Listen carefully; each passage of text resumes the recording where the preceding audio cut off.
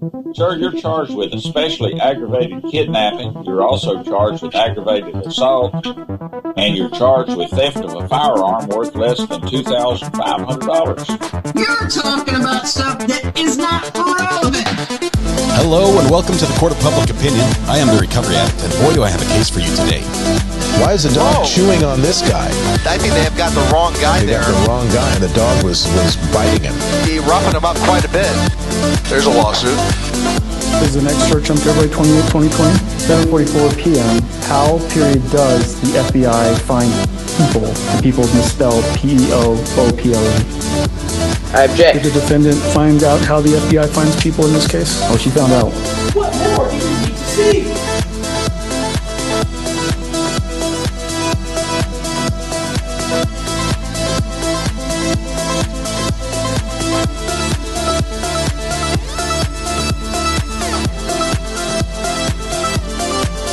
All right, welcome to the Court of Public Opinion. I am the Recovery Addict. I hope you have a fabulous lunch. That it was just delicious. Mrs. R.A. and I had a heated discussion about about vampires, and she won that one too. Oh man, we're ready. No, Mrs. R.A. made me a grilled cheese sandwich. I was excited. It was delicious. It was delicious. And of course, I had it with, a side of milk, because that's how you eat grilled cheese sandwiches. All right, welcome. We're waiting to come back to court right now, and it has been a doozy of a morning. Absolutely wild. Have to first of all welcome Kim R., who is first in chat today. Kim, where are you at? There you are. Kim, congratulations on being first in chat. Bend to the knee. Kneel to the crown, right? Can you gift? Look at this. Why, yes, I can. Kim, it's funny you should mention this. Because I started early this afternoon because of Josh. Josh doesn't know this, but in chat, the mods were having a little sidebar discussion about whether or not, the fact that I would be late to my own live stream this afternoon. And so to spite Josh and to prove them wrong that I can be on time sometimes, I'm here. So Josh, it's only appropriate that you've won the internet today. Congratulations. So who are you?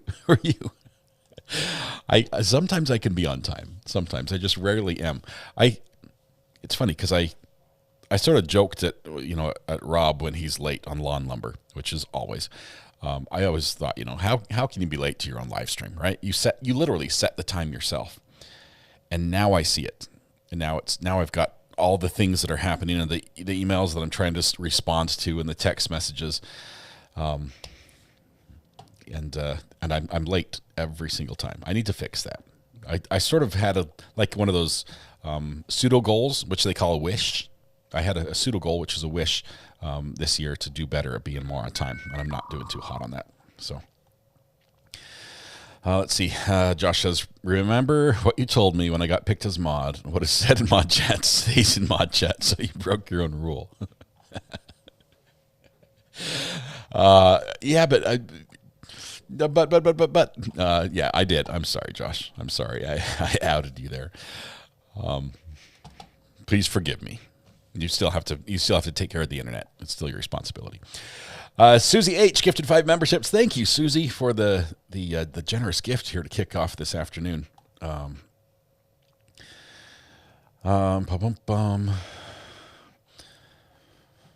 see. Did you get your bathroom pan sorted out? No. We're hoping they reimburse us. It is still sitting out on the driveway where they dropped it off. I've covered it with a tarp because it's raining ice from the sky right now, which is crazy. But I'm hopefully getting a new one, because this one is broken, and we took pictures of it right where it sat there. The box was like speared open with the forklift and jabbed through the floor, and that's not waterproof. Sloth Life, I saw that. I didn't have a chance to pull it up on the screen. Thank you. That is awesome. I'm super, super excited. Let me know if I need to compensate you for that. Though I know those are not cheap. You've been most generous. I already have a nice knife collection starting because of you. So thank you very much. All right, we're going to be back in court in just moments. Where we left off, it got spicy. It got crazy. We had, first of all, the defendant has taken the stand in his own defense, and to his credit, he has been telling all. And this is important. I think he has to continue with this, even though the judge has admonished him and said there's some things you can't tell. He needs to tell all the rest, which means we need to hear the details of how this went down. We need to hear the details of the bike. We need to hear the details of the outfit he wore and why he wore the N95 mask. And we need to know why there are rose petals on the floor on the body. And we need to know why there were so many stabs. He needs to tell all those parts, I think, to be believable for the jury. And that's his only hope, because it's not looking good. So far, he's admitted to being the murderer. And he's said he's got a pretty good reason, and he might, but that's not the law. So we need the full story. So we might get answers to why there were rose petals. I'm cutting out. Is this any better? Test 1 2. Check check check. 1 2 1 2.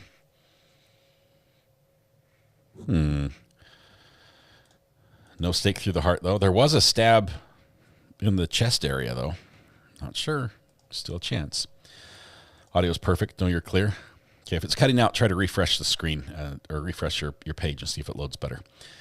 YouTube's been doing funky things that way. Sometimes it glitches.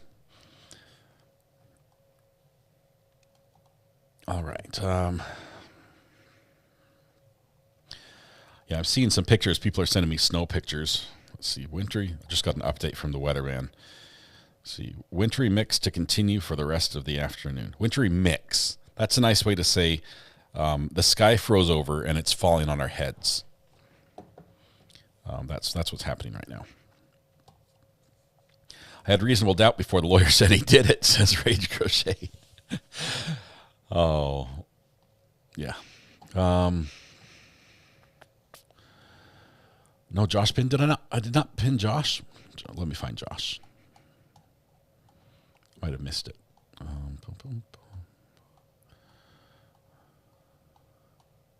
missed it.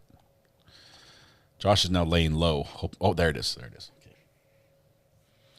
Laying low. Hope he can avoid his internet duties. I'm gonna pin you, Josh. There it is. It's pinned. Congratulations, Josh. Now you're officially the winner of the internet. What is your cheese of choice on your grilled cheese? Jennifer Juniper, I'm a big cheddar fan. And by cheddar, I mean mild cheddar, not the real stuff. I like the mild cheddar on a nicely grilled cheese sandwich. KLB says, I'm almost caught up from this morning. This trial is bonkers. It is.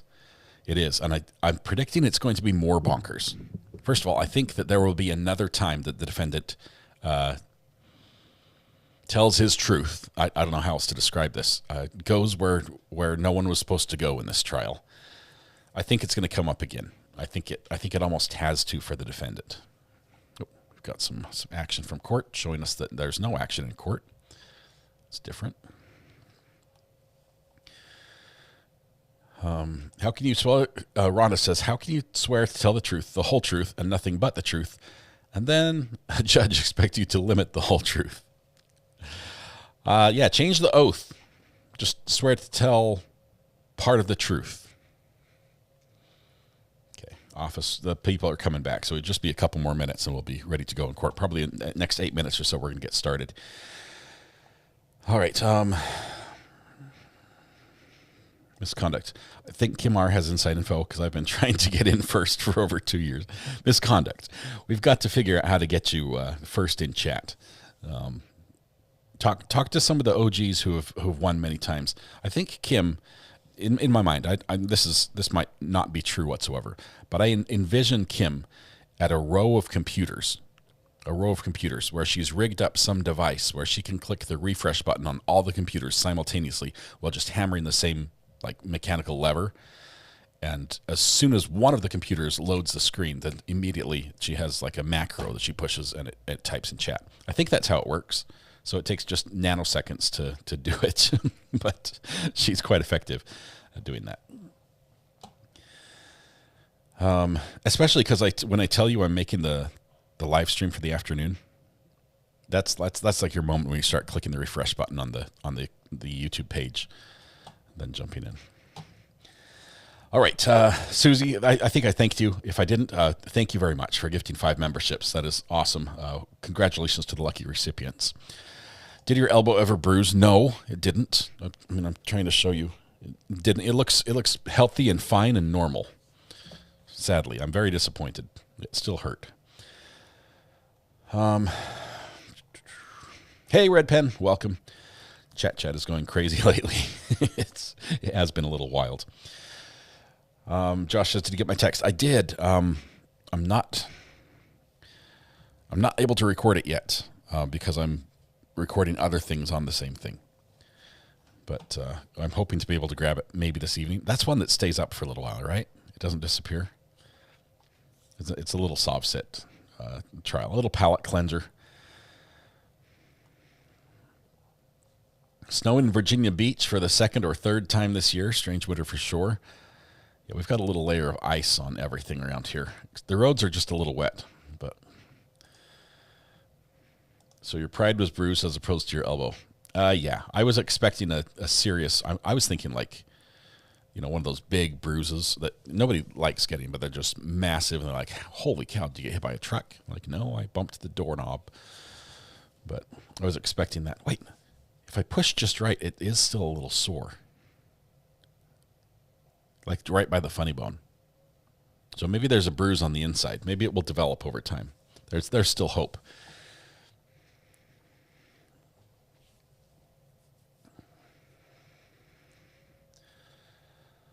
I think 98% of what Zach was fed was lies. I'm thinking back to the child's lawyer's testimony.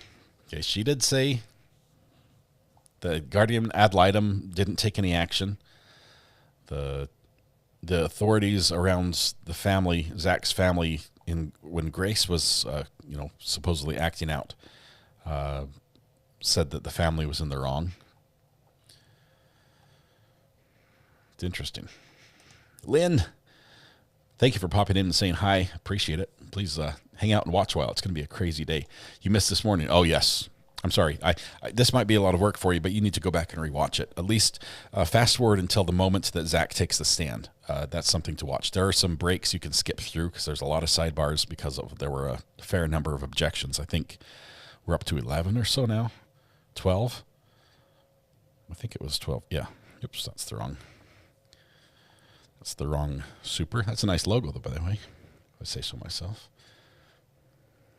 We need the upstream key or the downstream key to be that. There we go.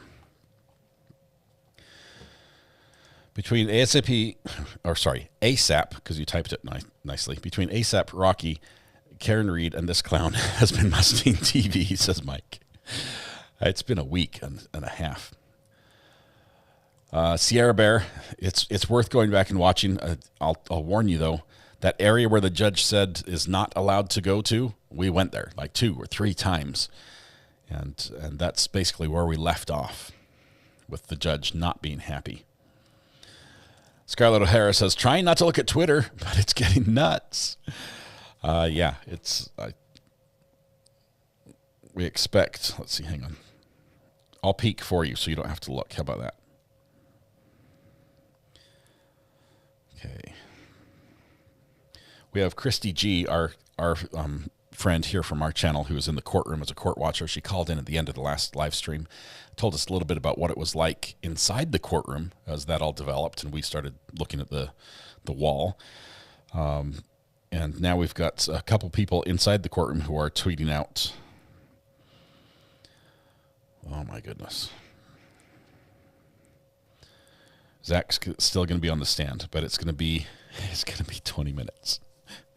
It's going to be 20 minutes of waiting before he takes the stand.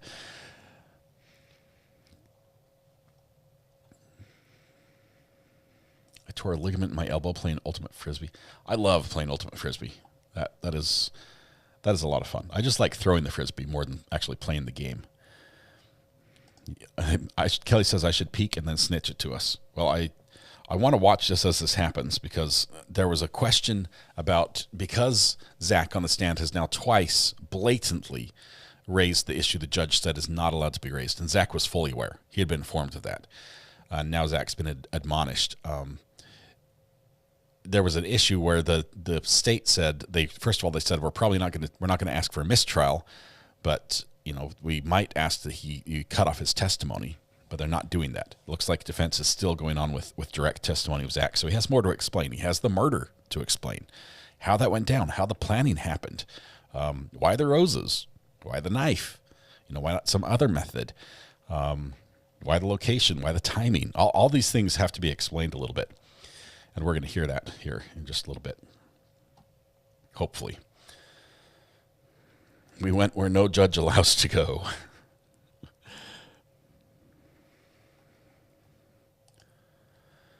All right. I feel if Zach can't obey the judge's rules, it's very telling about how he will do just whatever he decides he wants to do in the name of justice, which in this case was very naughty. Mama of three, I agree. That gives us a peek into his mind and his decision-making abilities, especially how he views his own decisions compared to what other people decide. Speaking of doors, I get ambitious during breaks. My very dried-out exterior wood door looks like new in less than 5 minutes. Howard Feed and beeswax. Amazing. Orange oil is amazing. Beeswax orange oil is amazing. That is ambitious. How much do you charge? I might need some exterior doors worked on. What's the 20-minute delay? Midlife Mania, the judge has ordered a 20-minute delay on the live stream. So the people in court are live tweeting as it happens. They're allowed to have their phones in court, but the feed that goes out publicly has to be half an hour late. I don't think a bingo card exists to cover all these wild things. You're right, Tina. We'll need to make a huge bingo card.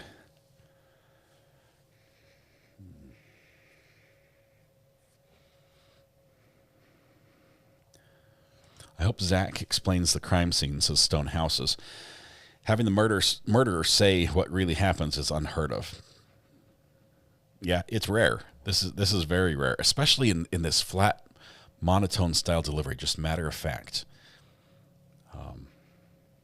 Can you imagine just every detail just recounted? I wonder if it's going to elicit emotion in him, because this is, according to him, this was something that was far beyond what he morally felt was right. Being taking somebody's life. So I wonder if he's still going to remain, appear the same to the jury. There's the judge. Getting set here, coming back in.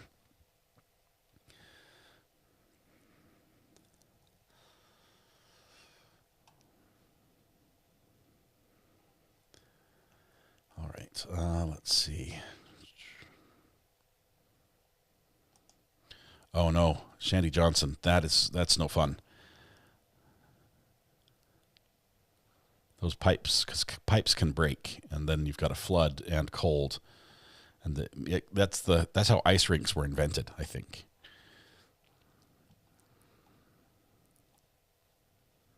Somebody might be getting a whooping before this trial's over.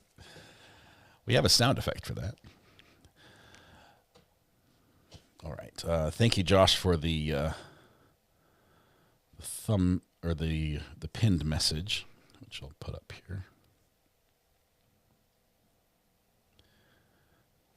We are expecting continued testimony from Zachary Hughes when we come back to court, which might just be a few more minutes.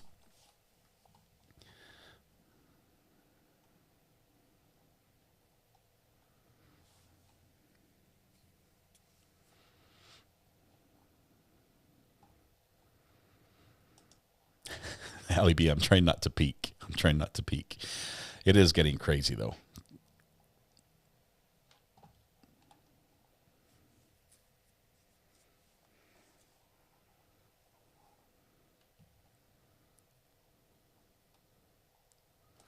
Oh, Mi Cazador de Ardiles. Did I say that close? Mi Cazador de Ardiles. Adillas. I think L's are Y's. Wild plot twist would be prosecution rebuttal witness Grace Hughes to give her side of growing up with Wacky Zach. Okay, so That would be crazy. Yeah, if she comes in and says, "No, I was the good kid, Zach was the crazy one," that would be interesting.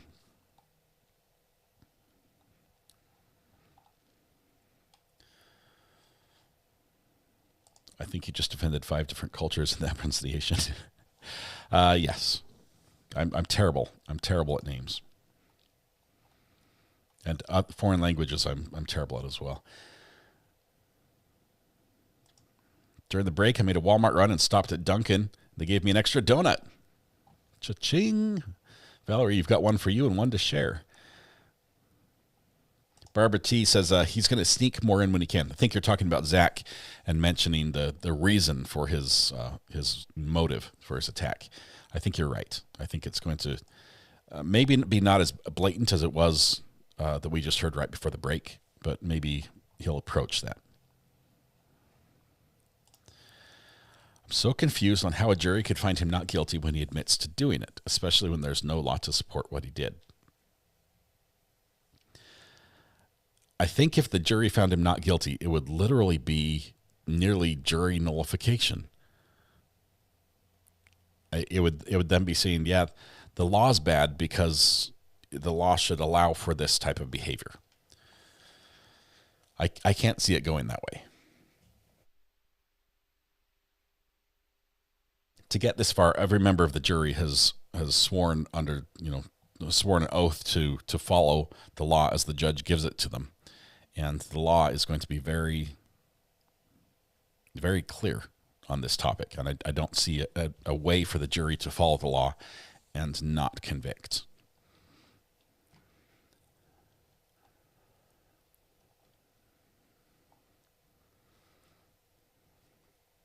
I'd be okay with him getting a lesser charge. Midlife Media, I don't know what lesser includeds are going to be on this one, or if we have any.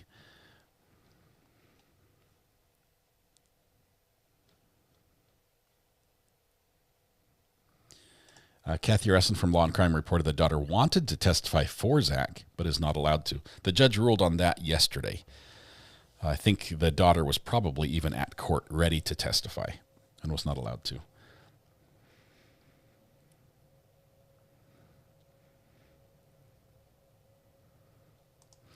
Ruth Whaley says, Recovery Addict, public service announcement. Being a USPS, or United States Postal Service mail carrier, I'm begging for your viewers who have snow ice drifts blocking the approach and mailboxes to clear that stuff away so we can deliver your goods.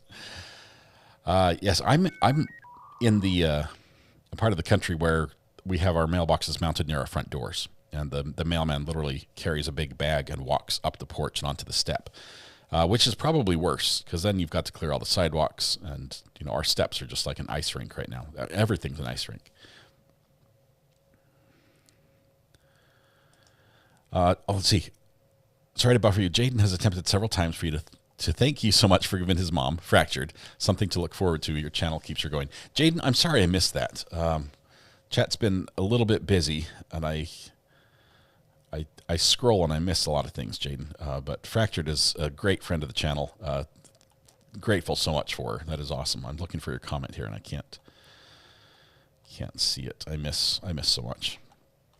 But Jaden, thank you. Thank you. We're happy to do it. I'm glad we can help in some little way. Thank you. Thank you, Samantha, for that as well. Thanks for getting my attention on that one. Feels like we're waiting for YSL trial to come back from a break. Has Josh from Courtroom Confidential called the burner yet? Not that I know of. Rocky Top Girl. He said he's going to one day, but I told him to do it during a break, so I make sure I can take the call live on the air.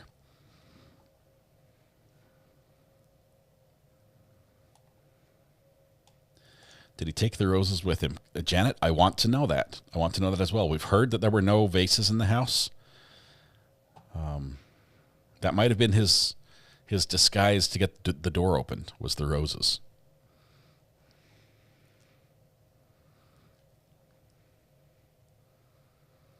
Gigi's going to be on with Josh tonight. Oh, that's going to be awesome. I need to catch that one. I realize they probably taped it. I don't know. Let's see, is it Wednesday? Is it going to be live or is it a pre-taped episode? I hope it's live. That'll be epic.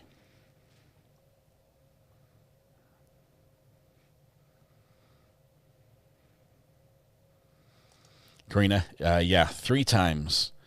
I would say 2 solid and 1 close brush with death. Does Josh have an RA shirt? If not, he needs one stat. I ordered this one. I ordered the Courtroom Confidential because Josh makes it look so good when he wears it. I just had to give it a try. This is a cool shirt. They did really well. It's a simple design, just their logo. But I love the colors. Love the it's all perfect. I need to hire their designer is what I need. All right. It is so cold here, by the way. I know you didn't ask, and I'm going to tell you anyway. It's so cold here that I went upstairs and I put socks on. I normally do the show barefoot, but I've got socks on to keep my toes warm. It's freezing here. The heater's just on 24/7 because our house is it's like a screen. The whole thing is like a screened-in room. The wind just blows and the air goes through our house.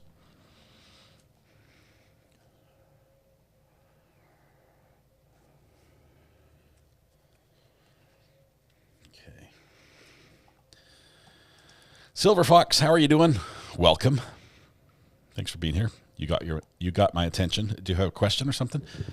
I'd be happy to answer. If you miss me in chat, you can always send something to the burner phone, and I'll try to respond that way.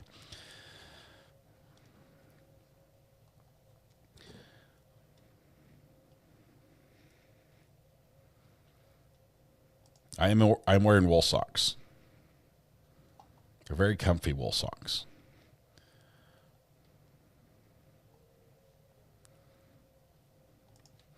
Moonlight Dance, that is the sign of a great reporter.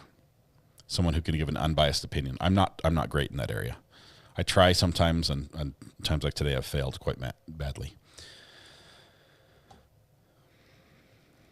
I think the roses were a ruse. She lashed out at him with them when he attacked her. My theory is no further explanation offered yet. That's the theory, no further explanation.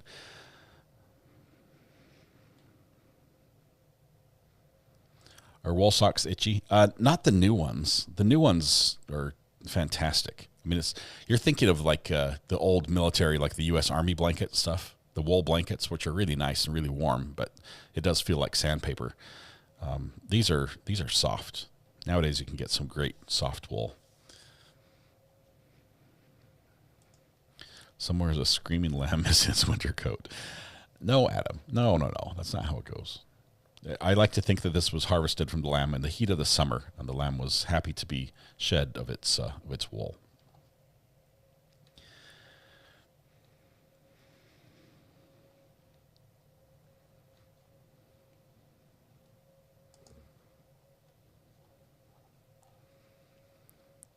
Knitting socks right now.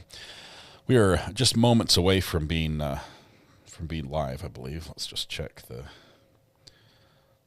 timestamps.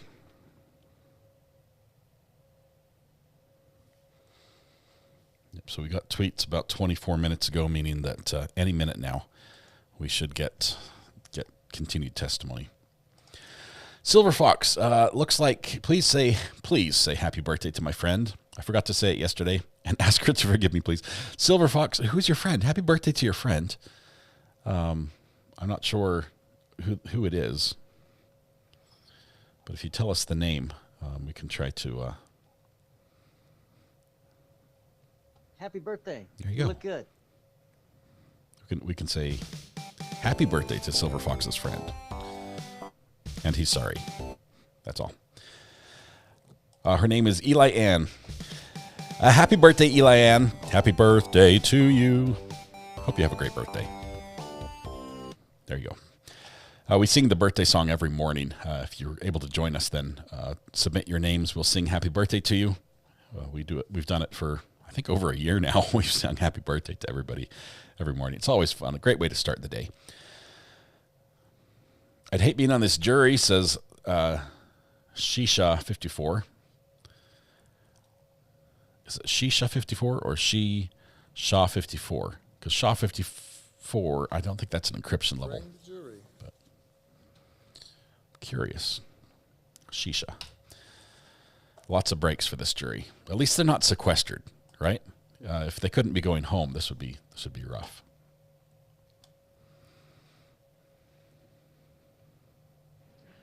Here we go. Here we go. Here we go.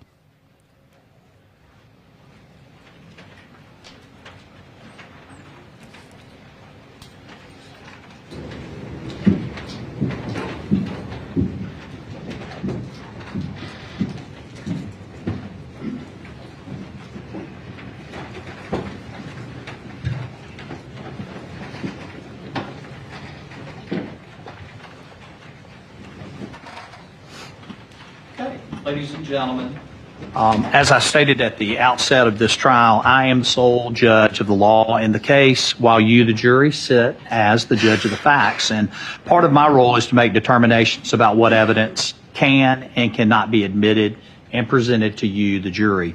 The gatekeeping role rests solely with me, the judge on the law, and I want to instruct you that you're not to consider any testimony that I have instructed you to disregard. Furthermore, you should not even mention or discuss any testimony that I've instructed you to disregard, and I instruct you not to discuss any topics that have been ruled improper when you go to do your deliberation room, okay? They can't even talk about it. Please continue, Mr. Mormon. Will incorporates. Zach, before we broke for lunch, we were in the time period of end of September, beginning of October of 2021. You remember that? Yes.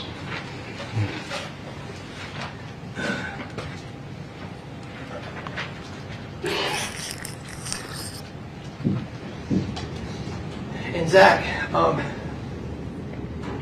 you testified before lunch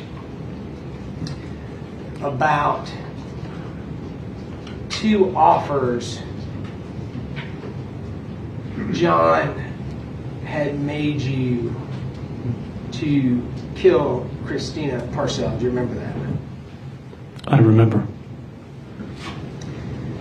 And do you remember, after the second offer, telling John something to the effect of, you would never do that for money, you would only do that if you believed it was necessary to rescue Ayden? And if I believed there was no other way. At the end of September, beginning of October 2021, did you conclude that you had to rescue Ayden and there was no other way? Yes, I did.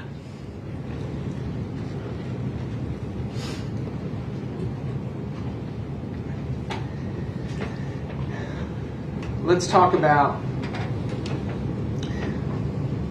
what's happening in your life in the beginning of October 2021. And specifically, I want to talk about the status of the music project you had been engaged with Tom Strange in the Seagull Museum. I also want to talk about other employment opportunities. So tell the jury what was going on in your life on that front at the beginning of October.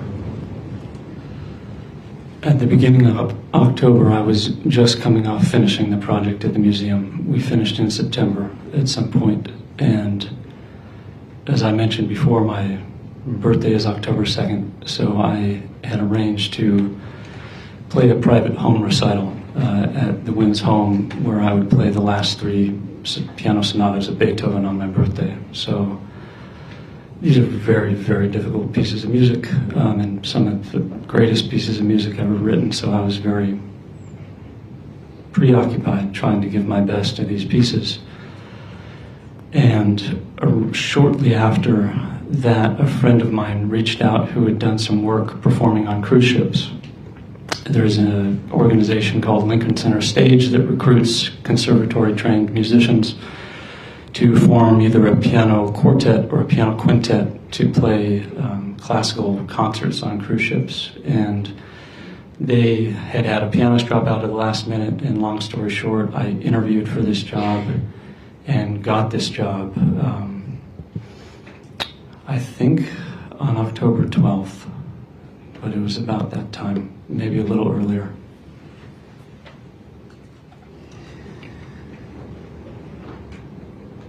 Where were the winds on October 12th and 13th?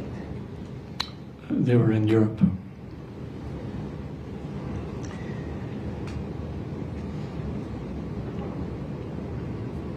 And ultimately, did you take Christina Parcells' life on October the 13th?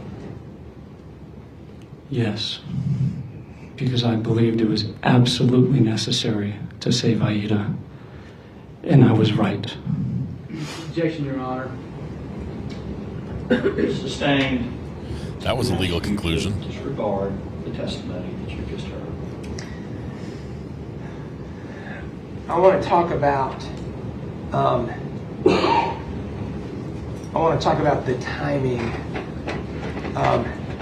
You've alluded to it a little bit,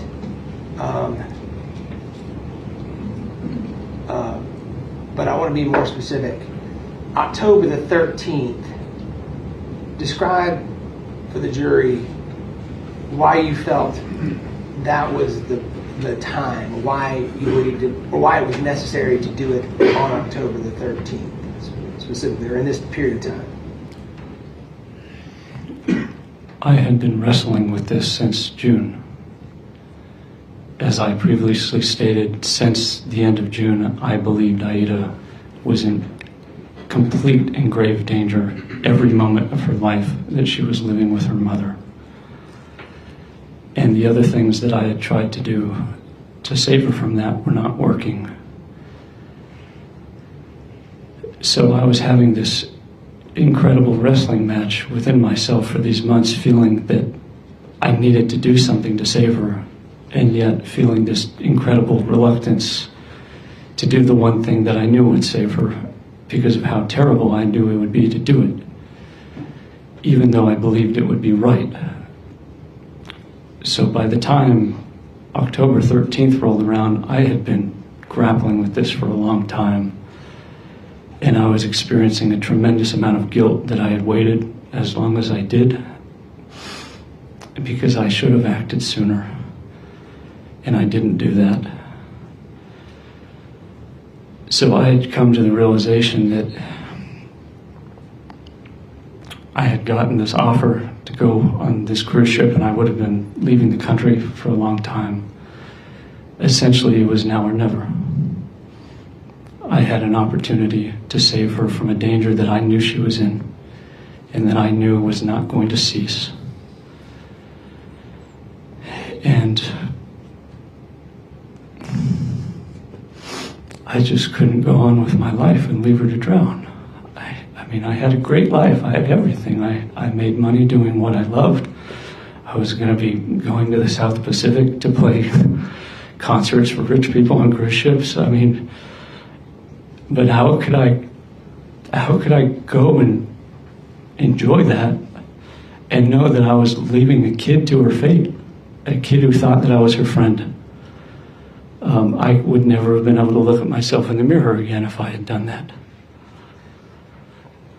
So, specific to October 13th, I believed that there would be a period of time at the house when Christina Parcells would be alone. And I wanted to make sure that absolutely no one was there. Not Aida, not Lutina, not Brad Post. Because again, this was not about revenge or retribution or anything. I wasn't angry. The only thing I was feeling that day was pity. And I wanted to make sure that no bystander or no one else would be involved in this, which could have happened if someone else was there. Zach, let's talk about that. So, once you concluded, believed absolutely this was what you had to do, did you go about planning? Yes, I planned very carefully to make sure, one, like I said, that no one else would be involved in this. And two, I knew that if I tried to do this and failed, it would only be worse for Aida. And consistent with the court's instructions, why did you believe it'd be worse for Aida? Because I believed that if I was discovered doing this, it would connect me to John Mello. And I believed, and I still believe, that he's a great father and he is Aida's best shot at having a happy and safe childhood. Let's talk about the planning. Did you get a gun? Yes. At the time, were you also carrying your own firearm? Yes, I had a concealed weapons permit at the time, so I generally would always be carrying a 9mm concealed weapon on my person for personal protection. Did you get another firearm for this? Yes, I did. What type of firearm did you get? It was a .22 caliber revolver. Where did you get it? At a gun show. Where was the gun show? It was here in Greenville. How long before October 13th did you get the .22? Maybe a month or a month and a half earlier. Did you also get a knife? Yes, I did. Where did you get the knife? At the gun show. At about the same time? It was the same day.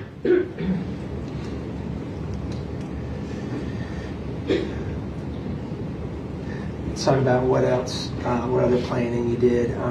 Ordered flowers? Did you obtain gloves? Yes, I did. Okay. Do you remember where you got the gloves? No, I don't.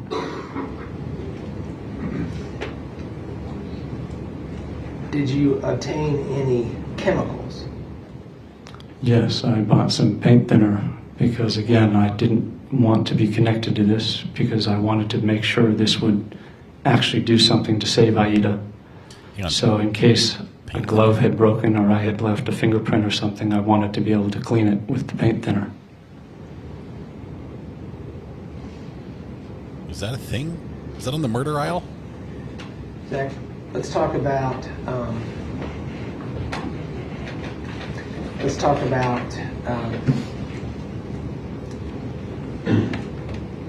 your bike and what you did to become familiar with the area of Canebrake leading up to October the 13th. I had looked at a route I would be able to take from the mountain house that I was staying at on back roads to avoid traffic cameras. So maybe a few days beforehand, I looked at Google Maps and I figured out how this route would lead.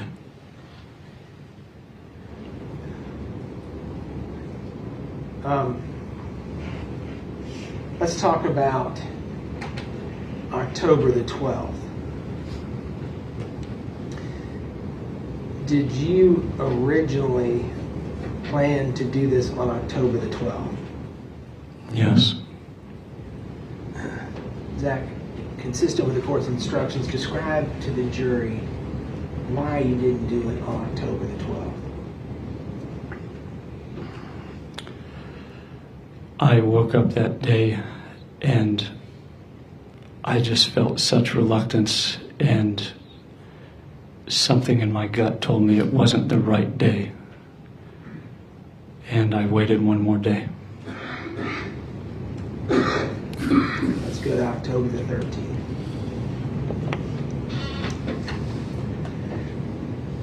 You testified earlier that you wanted a plan in part to prevent or minimize danger to others. Remember that? Yes, I do. did you have information about where people would be on October the 13th? To a degree, yes. How did you get that information? From John Mello. What did he tell you? He told me when Ayden would be at school, and he told me that he believed Christina had a job interview at some point that morning. So let's talk about that morning. The evening of October the 12th, where did you spend the night? At the Mountain House. You woke up on the morning of October 13th and you left the Mountain House, is that correct? Yes, it is. Do you remember approximately when you left the Mountain House?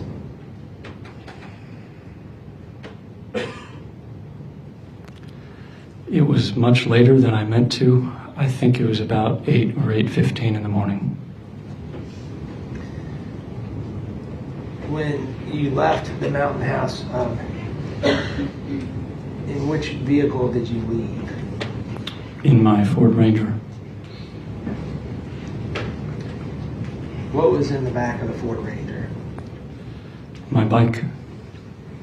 That bike right there? Yes. And just for the clarity of the record. Can you demonstrate writing it for us? This is a state's exhibit. I don't have the number that was introduced. Defense attorney parks the bike in front of the juries. What else did you put in your pickup truck in addition to the bike? A sword.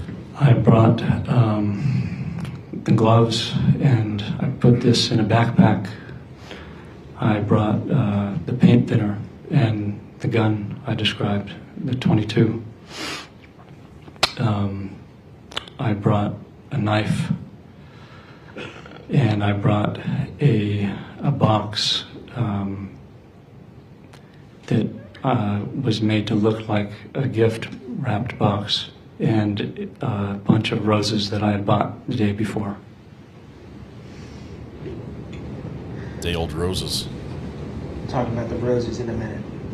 When you left the Mountain House, where did you go?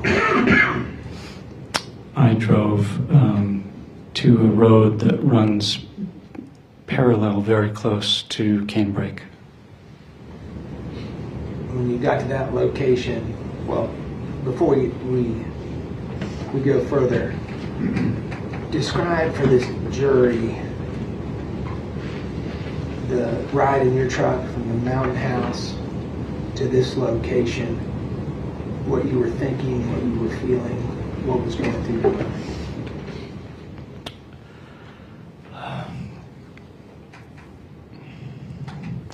Like I said, I had wrestled with this for months.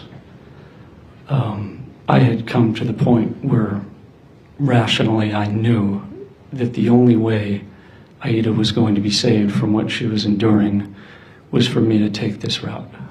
I knew that. But there's another element, a human element, which is just so reluctant and revulsed by the idea of taking a human life. So I had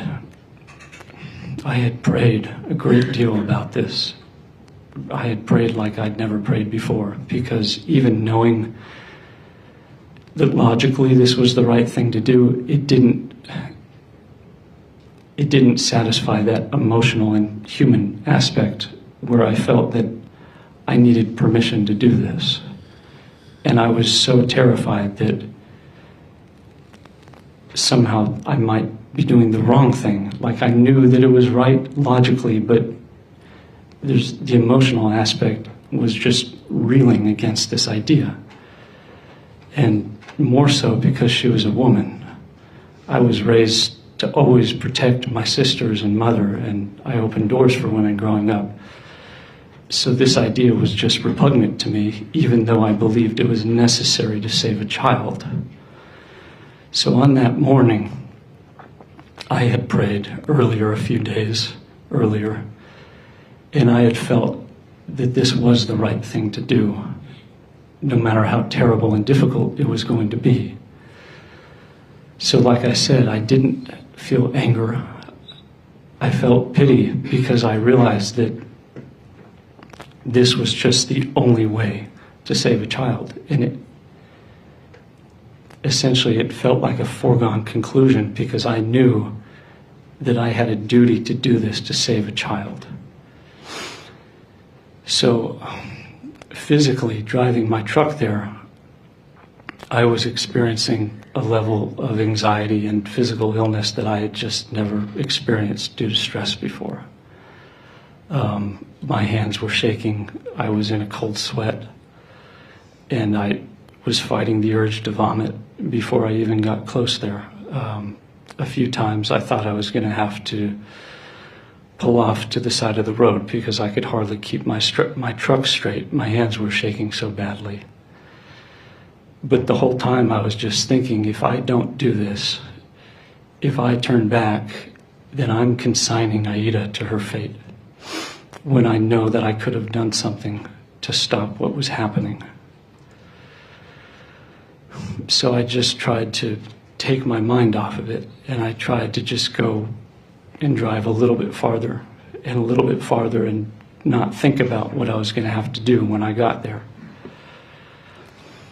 And when I finally got to the point where I parked my truck, this feeling only increased. I knew the plan, but I was having so much difficulty going through with it. So I took my bike out of the truck, and I had a mask on and clothing that's been described already. And I just tried to focus on putting one foot in front of the other on my bike. And it felt like some runs or rucks I had been on where all I could do was focus on putting one foot in front of the other because it was so difficult to keep going.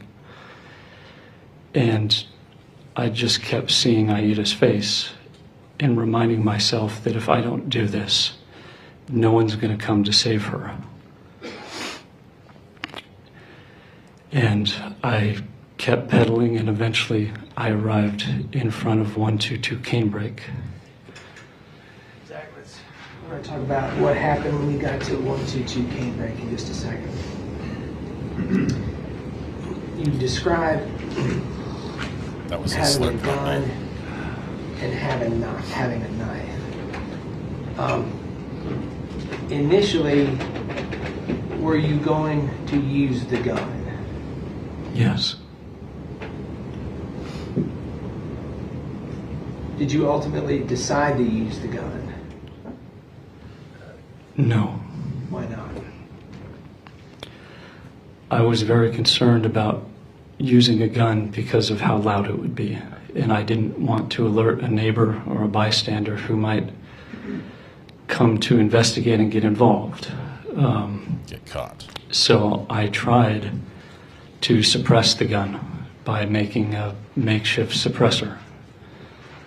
And in movies, these things are made out to be like it's very easy, and a suppressed gun is just very silent, and that's not the case. You tried it. So ultimately, I test fired the gun. You tried it.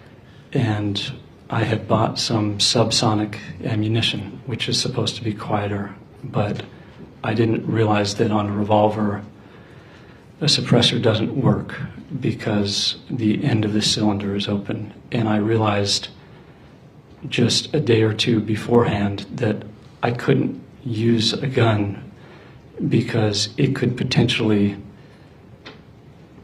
involve someone else in this if someone heard a gunshot and came to investigate. If you had had a choice, would you have rather used a gun? I would have rather not had to have done it at all, but if I had to, yes, I would have chosen a gun. Why is that? Because it would have been quicker and more humane. Oh, man.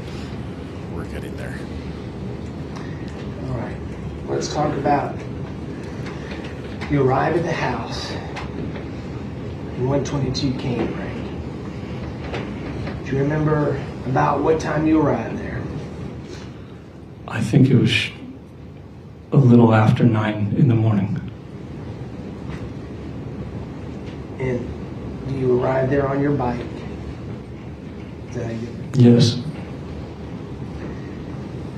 And you testified about this a little bit, but tell the jury what you're wearing. I had on black pants and a black thermal and a gray shirt over that. I had on a black beanie and a white medical mask, and I had on black gloves and a black backpack. Was there a hoodie?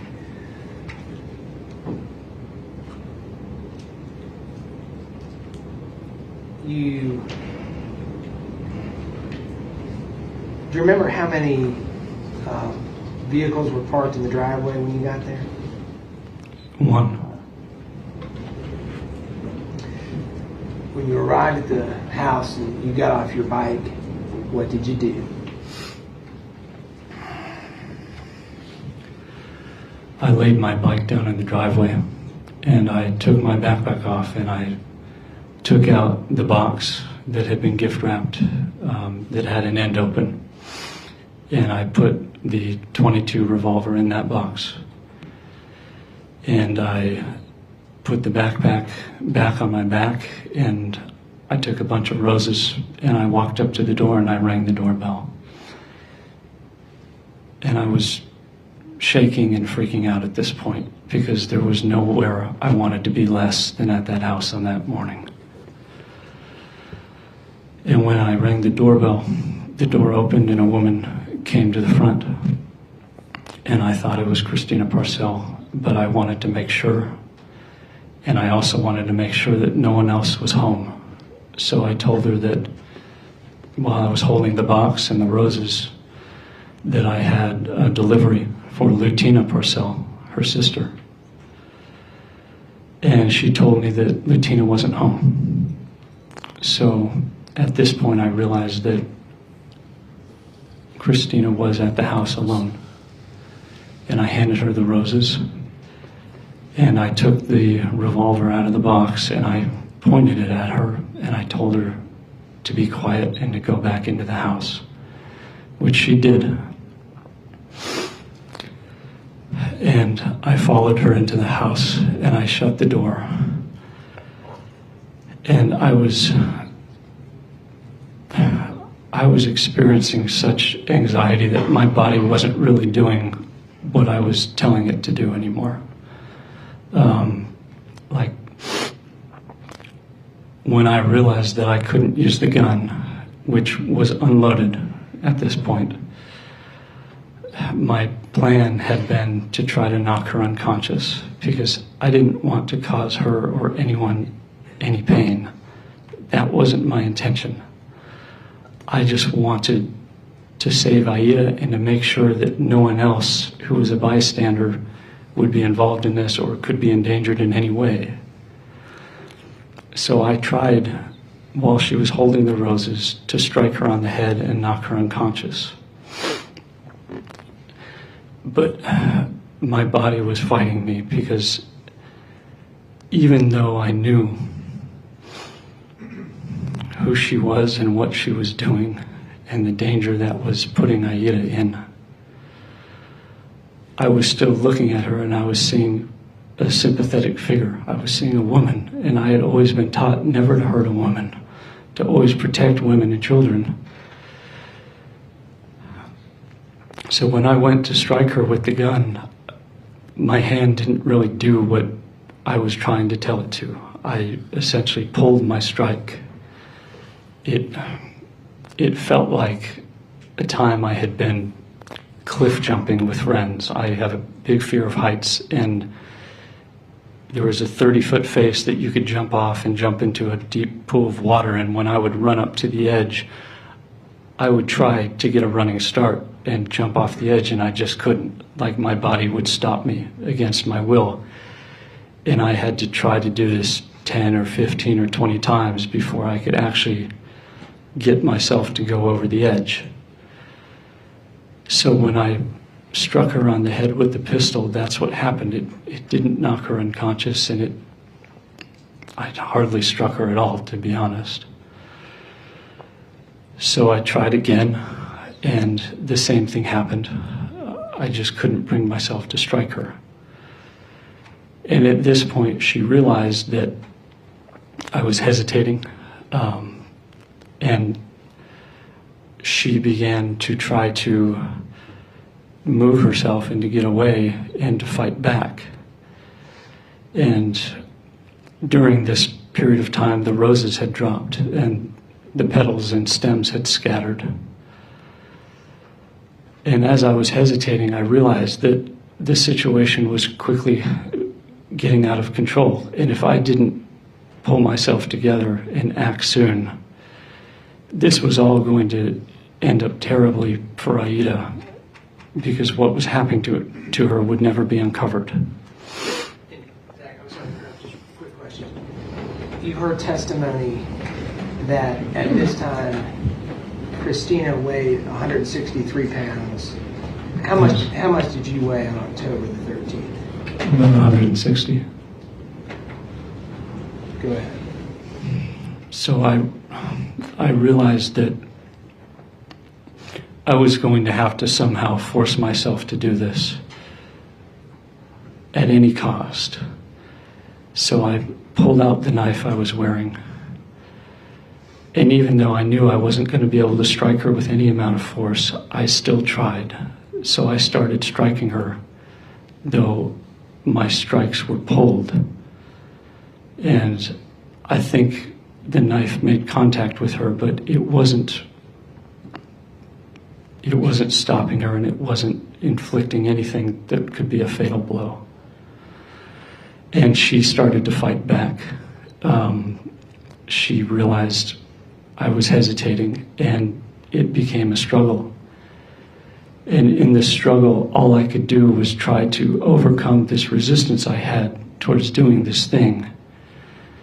Even though I knew it was right, I still had this physical and emotional resistance to doing it. So I just kept striking her until finally we fell on the floor. And at this point, I had just tried to take my mind out of it and just try to get through this and finish it as quickly as possible, because I realized that it was only becoming prolonged, and I had to do this in order to save Ayda.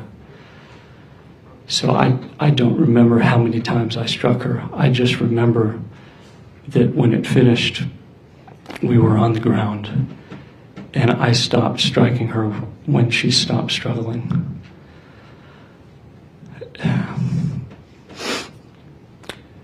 And at this point, I stood up, and I was still freaking out, and I was in kind of a daze.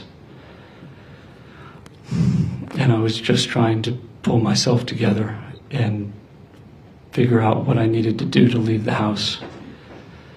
And again, I wanted to make sure that I didn't leave anything behind that would connect me to it, because then I believe John would be connected to it, and it would only further put Ayda in danger, because I didn't know if Christina Parcell was the only person involved in what was happening to Ayda. And she wasn't. Careful. So I quickly looked around to make sure I hadn't left a mask or a glove, and I started to pick up the rose petals and realized that I just didn't have time to do that. Again, I was concerned that a neighbor might have heard the commotion and that a neighbor might come by to investigate, and I didn't want that.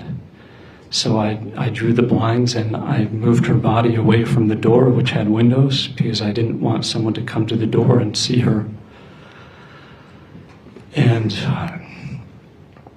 I put my things back in the backpack, and I I looked in a mirror before I left to make sure everything was in order, and I saw that she had scratched my face in the struggle.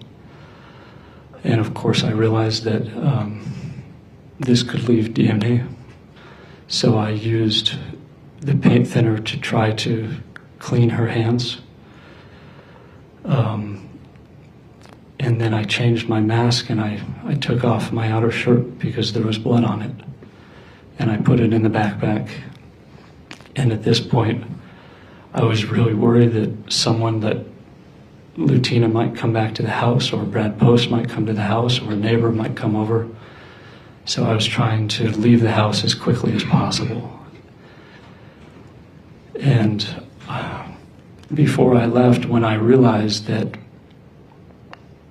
I had probably left my DNA there, despite my effort not to, I prayed again and just said that I believe that what I've done is the right thing, and I believe that I did it for the right reason.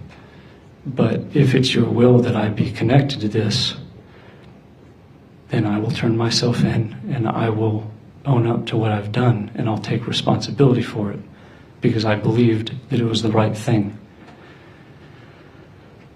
And then I left. I exited out through the door, and I got back on my bike, and I pedaled my bike back to the truck, and I drove back to the mountain house. And I was still completely freaking out, and it felt entirely surreal. But there is a big difference in how I felt, in that as soon as I left the house, I felt the most enormous wave of relief wash over me, because I knew from that moment on, Ayden would be safe. Ayden would be safe from the sexual abuse that her mother was perpetrating on her. And there is proof to that, that the state is hiding from you. Your Honor, instruction to be quiet. Okay, you need to stop talking. The jury. Jury. Okay.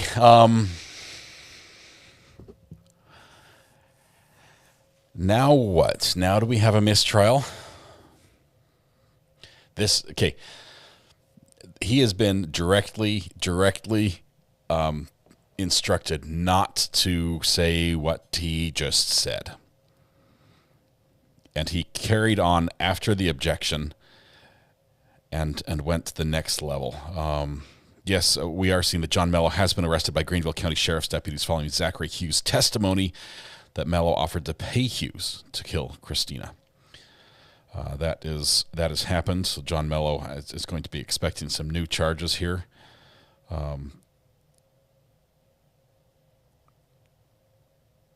This is nuts. Oh my goodness. Okay, this is the part that we can't see. So I've got a spam call. I'm sorry, I don't have time to take a spam call.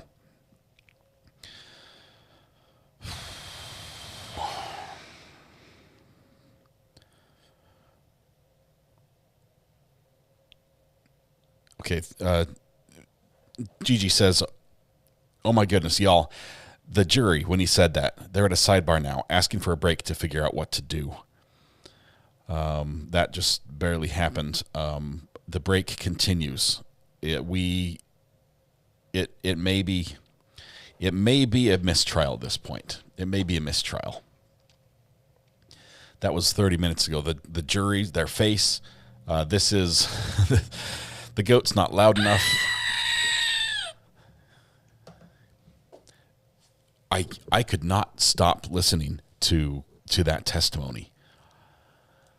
Put this trial on the end of the year for a recap, just bonkers. Yeah. Okay, here's what I got. Okay, I've told you that I'm not sure if everything he's telling us is true. I think everything we just heard this afternoon is. The way he recounted this, the detail, he literally walked us step by step through committing a murder. What he thought of, why he did different things, the precautions he took, the measures he took to try to, was that nuts? Mrs. R.A. comes in, she's like, whoa. this is grab this mic, Mrs. All right, I'll take this one.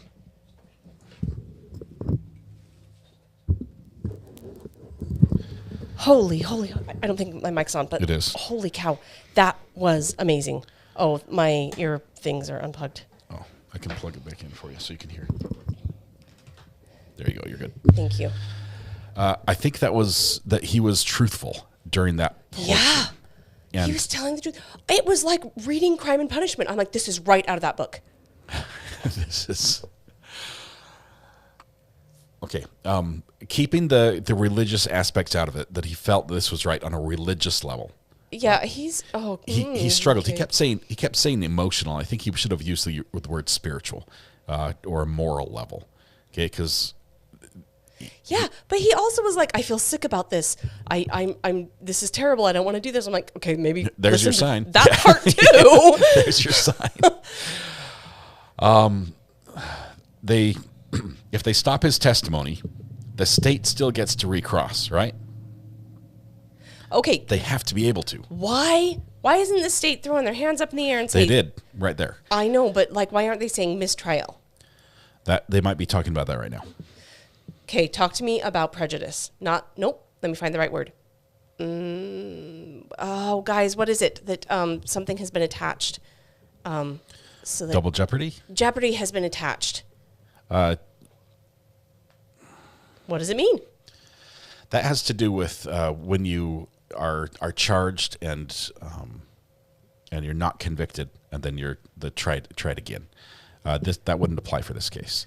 What is that? If there was a mistrial, that wouldn't. Sorry, I can't see you. Hang on, we've got Mr. Skeletal Body here. Call from Helena Handbasket. That's an awesome name. Helena Handbasket, welcome. Oh, I'll take Mr. Bones so you don't hurt him. Don't make him pose like me. Don't hurt Mr. Bones. Yes. What just happened? Yeah. What just happened? This is insane. I'm sitting here trying to work and I'm listening. And I'm like, when is this going to be over? I don't need every single detail, dude. You've already admitted that you did it. And then he said it again. He hesitated and thought about it for a second, but he went ahead and did it. So why do you think he said that? He knows he shouldn't. To make sure the jury understands why he did it.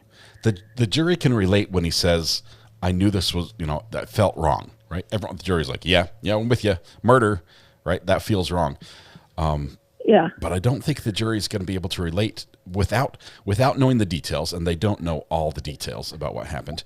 Right. I don't think the jury would be able to relate to why he said it was right. He's tried to get there. Every time he does, it gets shut down. Okay, well, I will tell you, I haven't watched this whole thing, but I've watched just his testimony.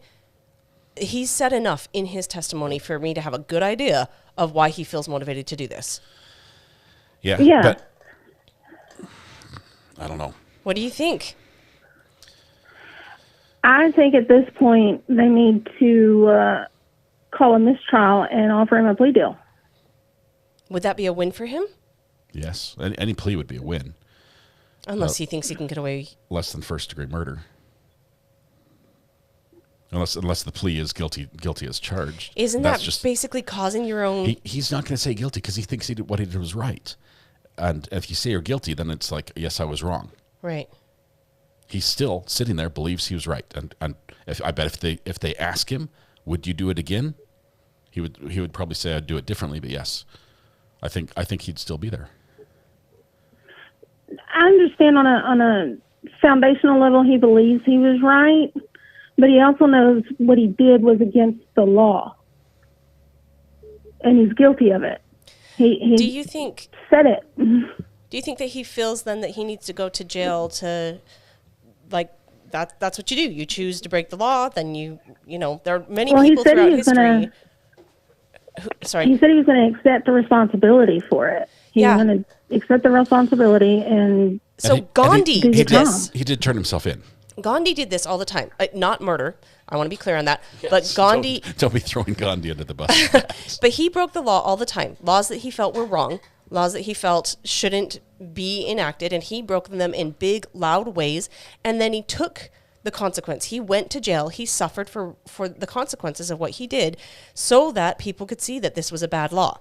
Now, I got to say, murder, there's a law against murder for a dang good reason. So he's not Gandhi in that way. But what I am saying is this is not the first time in history that people have said, I don't agree with this law. I'm going to break it and I'll take the punishment because it's just right to break this law.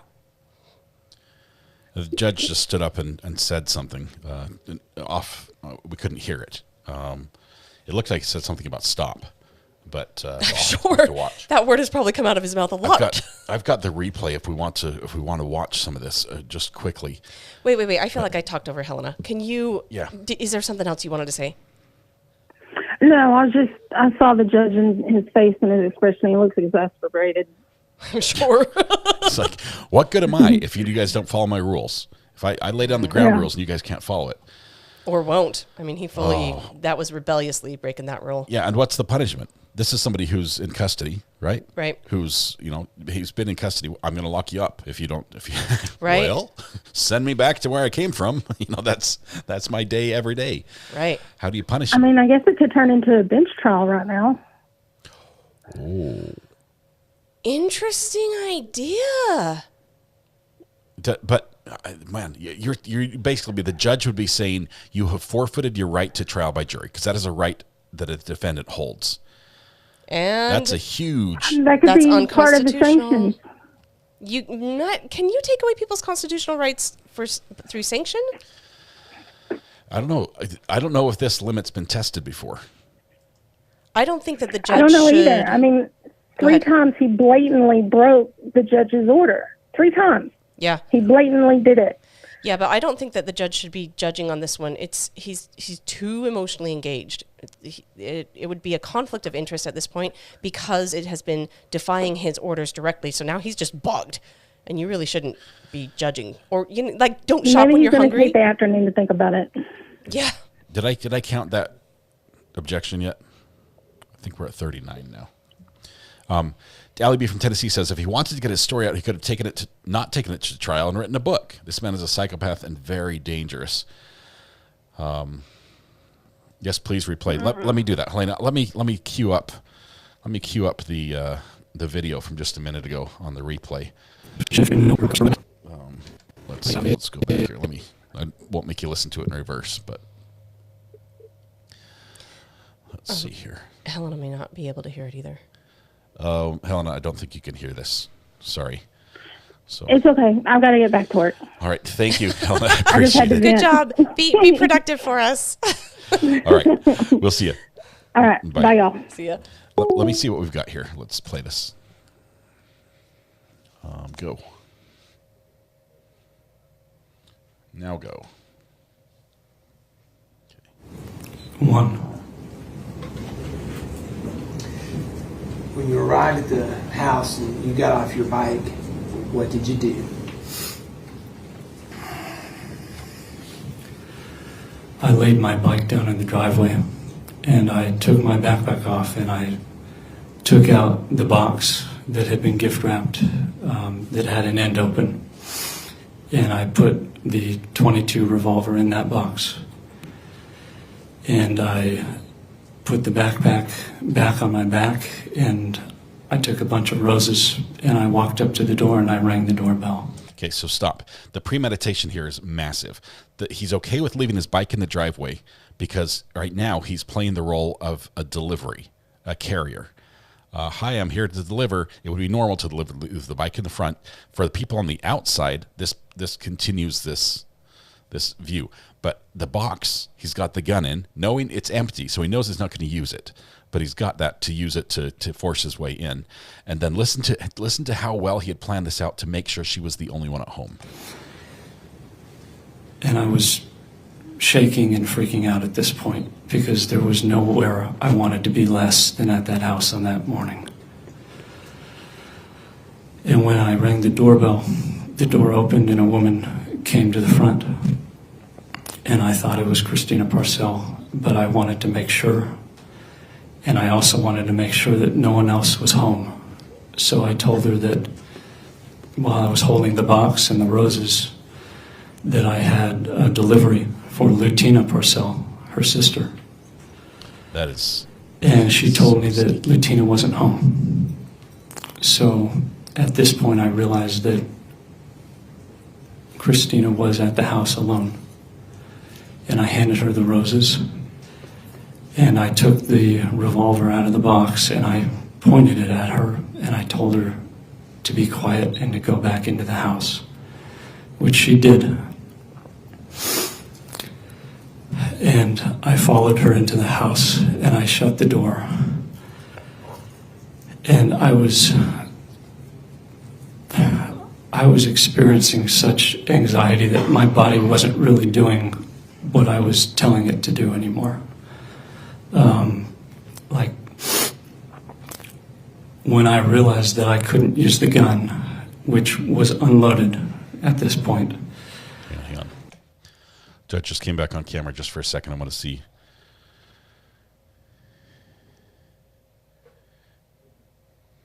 See if anything happened. Well, he's replaying that and recounting his ability or his inability to carry out his plan.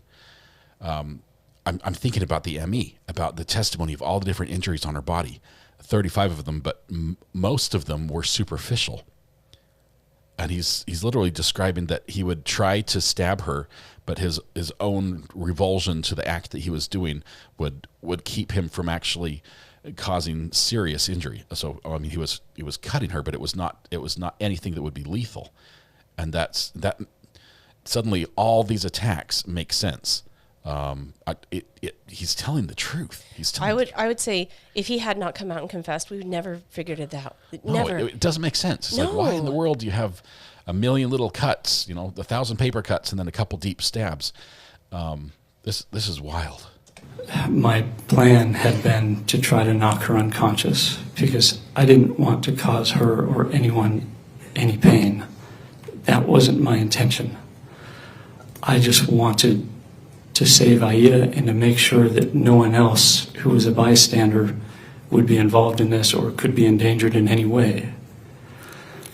So I tried, while she was holding the roses, to strike her on the head and knock her unconscious. But my body was fighting me because even though I knew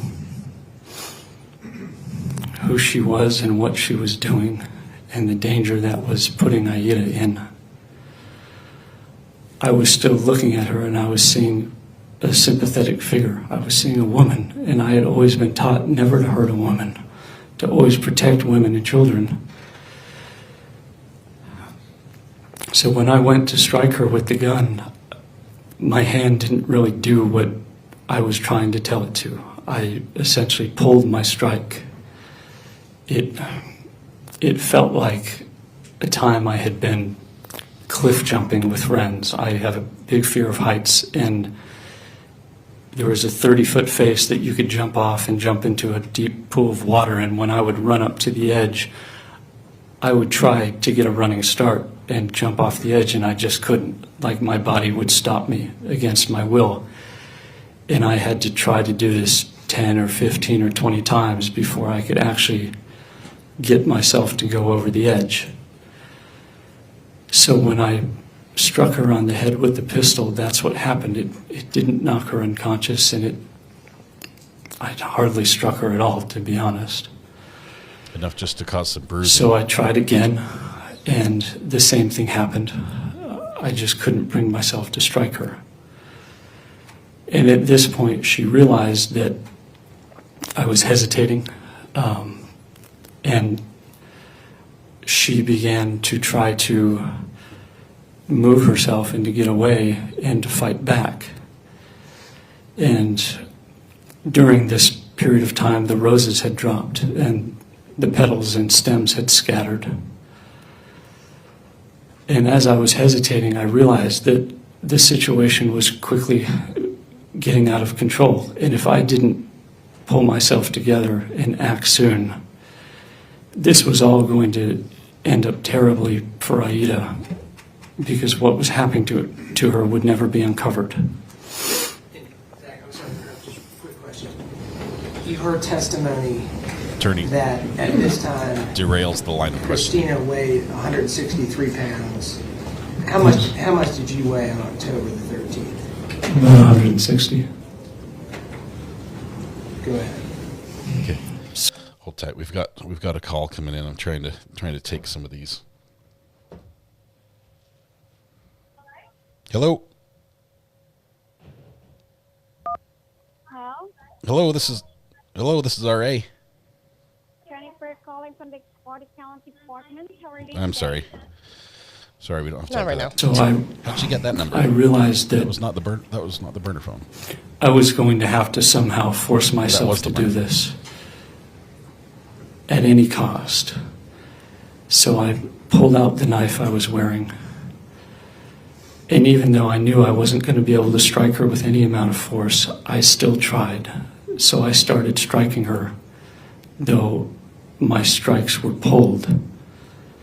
And I think the knife made contact with her, but it wasn't stopping her, and it wasn't inflicting anything that could be a fatal blow. And she started to fight back. She realized I was hesitating, and it became a struggle. And in this struggle, all I could do was try to overcome this resistance I had towards doing this thing. Even though I knew it was right, I still had this physical and emotional resistance to doing it. He talks about it and this thing. So I just kept striking her and striking her Because he's repulsed by it. until finally we fell on the floor.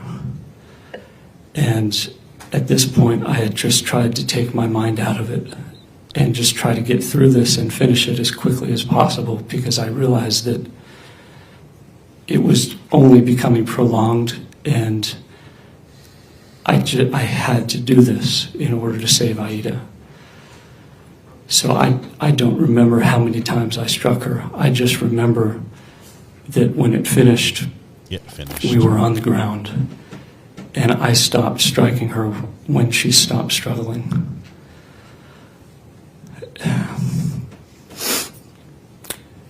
And at this point, I stood up, and I was still freaking out, and I was in kind of a daze.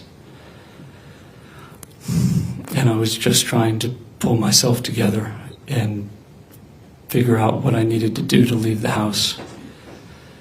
And again, I wanted to make sure that I didn't leave anything behind that would connect me to it, because then I believe John would be connected to it, and it would only further put Aida in danger, because I didn't know if Christina Parcell was the only person involved in what was happening to Aida.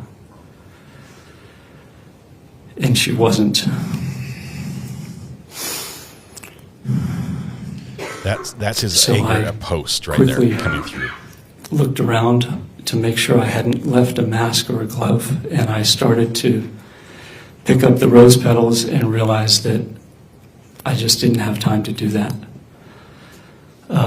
Again, I was concerned that a neighbor might have heard the commotion and that a neighbor might come by to investigate, and I didn't want that. So I drew the blinds and I moved her body away from the door, which had windows, because I didn't want someone to come to the door and see her. And I put my things back in the backpack, and I looked in a mirror before I left to make sure everything was in order, and I saw that she had scratched my face in the struggle. And of course I realized that this could leave DNA. So I used the paint thinner to try to clean her hands. And then I changed my mask, and I took off my outer shirt because there was blood on it. And I put it in the backpack. And at this point, I was really worried that someone, that Lutina might come back to the house, or Brad Post might come to the house, or a neighbor might come over. So I was trying to leave the house as quickly as possible. And before I left, when I realized that I had probably left my DNA there, despite my effort not to. I prayed again and just said that I believe that what I've done is the right thing, and I believe that I did it for the right reason. He prayed over her body But before he if left. it's your will that I be connected to this, then I will turn myself in and I will own up to what I've done, and I'll take responsibility for it because I believed that it was the right thing. Here it is. And then I left. I exited out through the door, and I got back on my bike, and I pedaled my bike back to the truck, and I drove back to the mountain house. And I was still completely freaking out, and it felt entirely surreal. But there is a big difference in how I felt, in that as soon as I left the house, I felt the most enormous wave of relief wash over me, because I knew from that moment on Ayden would be safe. Ayden would be safe from the sexual abuse that her mother was perpetrating on her. And there is proof to that the state is hiding from you. Instruct him to be quiet. Okay, you need to stop talking. Instruct him to be quiet. The jury. The jury's already like, it just got good and we get kicked out again. Every time it gets good, we get kicked out. Here's the thing. Okay. If I'm sitting in there and I hear that other lawyer jump up and instruct him to be quiet, I'm suddenly feeling for the witness in ways that I never did before. I'm like, wait a second, why are you screaming that he can't tell his story? Yeah. What are they hiding from us? Yeah. What are they hiding from us? Yeah. That's why I think we've got a mistrial. Yeah, well, that was not the best way for him to handle that. They have not come back yet from the break and the discussions. I'm not sure if the judge has made a decision yet. Okay, this feels like such a catch-22. It feels very similar to Darrell Brooks, in which it was like, well, you have the right to represent yourself, but as long as you're representing yourself, you're making this trial a mess. It feels like that same sort of, we don't like what you're doing in this situation, but we have no power to make it stop. Like here, the judge is like, stop saying that. And the witness is saying, I'll say it. And what are you going to do? He does not have any respect for the court. What is the judge going to do? He's lost all respect for the authorities because according to his story, he's tried. He's tried to bring awareness to this issue. He's gone to the people, he's implemented methods that would try to bring this to light, and nobody did anything. So the fact that he is just thumbing his nose at the judge and his rulings, it stands to reason. He has no respect for the law. They haven't done anything and helped out up to this point. Why would they help out now? And he blatantly not only brings it up again, but then goes and carries it even further and says that the state is hiding from you. That's the judge. Okay, that's the judge and the prosecutors. Well, the prosecutor just jumped up and yelled and was like, "Yes, we are." I mean, he might as well have said it just like that. We are trying not to share that stuff. Oh my goodness, that was not a good way to handle that there, bud. Yeah, But my point remains, what are you going to do about it? Here's a witness who says, I won't play by your game, play by your rules, and there's nothing you can do. You've already punished him. What are you going to do? I don't know. Let's see if we Call from Babs. Babs, what's your take on this? Well, I don't know why I feel like I'm the only one that feels this way. I don't even know what we're adjudicating. He said he did it. He's willing to take the consequences, find him guilty, put him away. I don't get what the big deal is. There's nothing questionable to me. He did it. He said he did it. And we don't okay murder. Yeah. Yeah, it is rather simple. So, okay, that's me, and I'm still on medicine for my mouth and having oral surgery. Get some rest, Babs. Thank you very much. Thank you. All right. She's not wrong. Dr. Bullbutter. Dr. Bullbutter just heard from Babs on medication, which was wonderful. How do you feel about this? What's your take on all this today? Well, we have a problem. Well, I've been going through all the emotions over here. I wish I had, an emotional support Canadian over here, or TGB, or somebody, like, I don't know, like, I don't even know anymore. I made my goat scream for the very first time, my own goat. I pulled him out of the box. The inaugural scream of the goat was used in this court case. I made my own goat scream. Yeah. I'm very excited. For the very first time, it helped. I was very excited. I love him. I'm very excited. Everybody should buy their own goat using the link from Recovery Addict.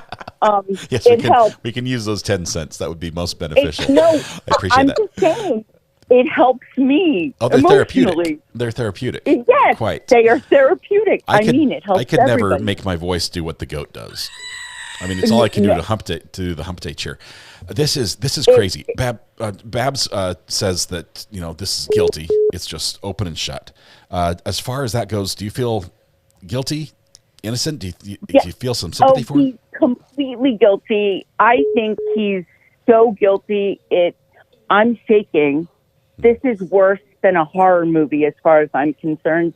I can't even believe we're seeing this. It's creepy. It's like we're looking through his eyes and hearing through his emotions what it was like to commit the crime. We have a problem, Scott. We have a problem right now, though. If they call a mistrial, okay, the problem is not only do we all need to sit through this all over again, which is its own scary situation, but we have a confession will get on the stand record again. He will do it all over again. So if he's not listening to this judge, what is calling a mistrial going to do? He's only going to get on the stand in the next trial and do it again. Okay, so how do we? So let me toss this out. What if he just accomplished his goal?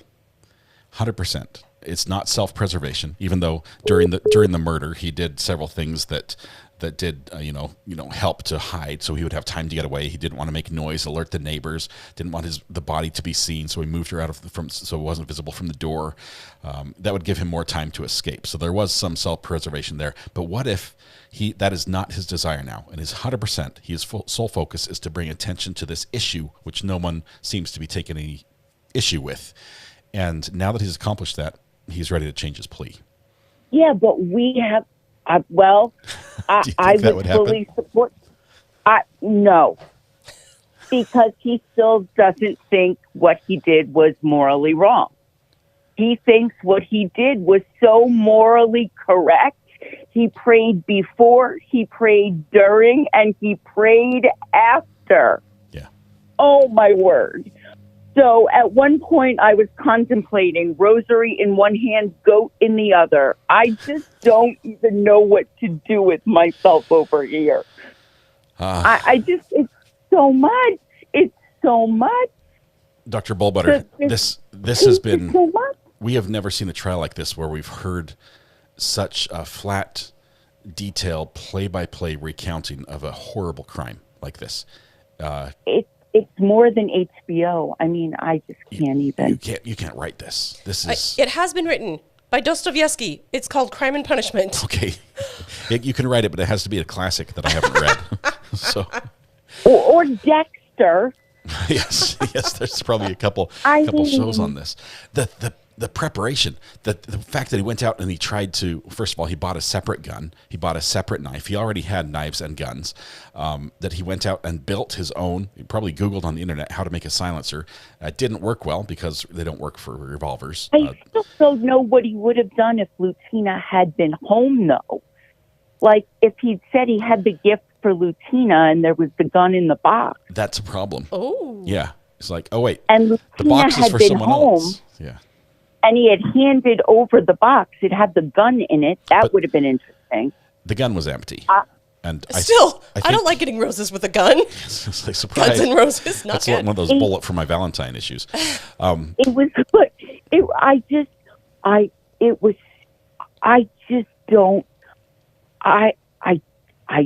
don't know what you do with that. And John Mello, did he know that he was going to be so far thrown under the bus that he was going to be arrested. John Mello has got blood on his hands based on what I've seen here. And his hands are now in shiny bracelets. He has been arrested today based on the testimony that was offered today by Zach. This is new information for the police. We're hearing it the first time the police heard it. Yeah, because he has not cooperated.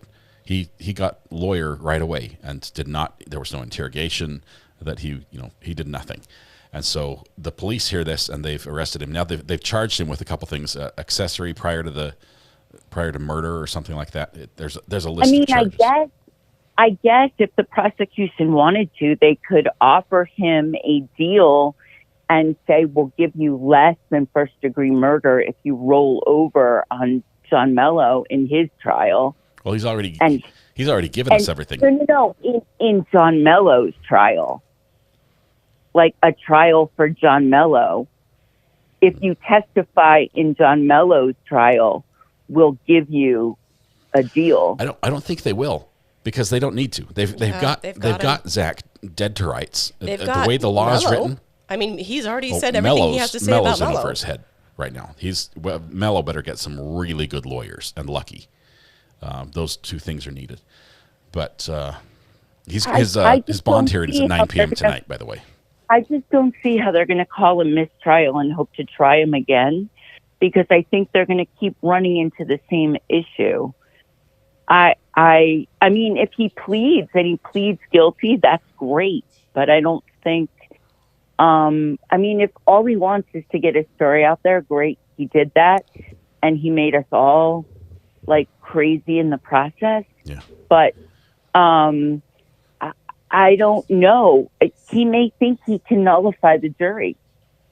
I mean, technically that's against the law and the jury's not supposed to nullify, but they have nullified before.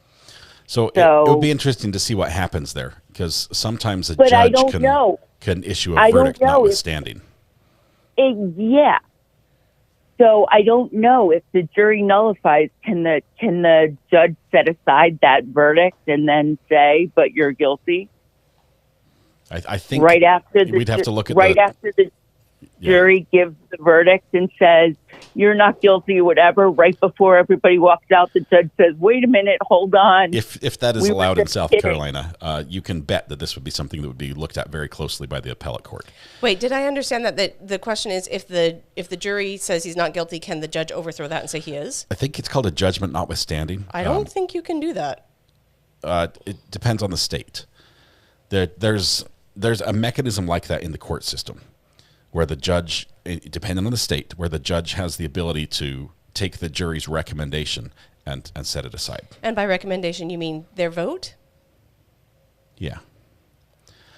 A judge can't override a not guilty verdict. I think they can change a guilty verdict to something else.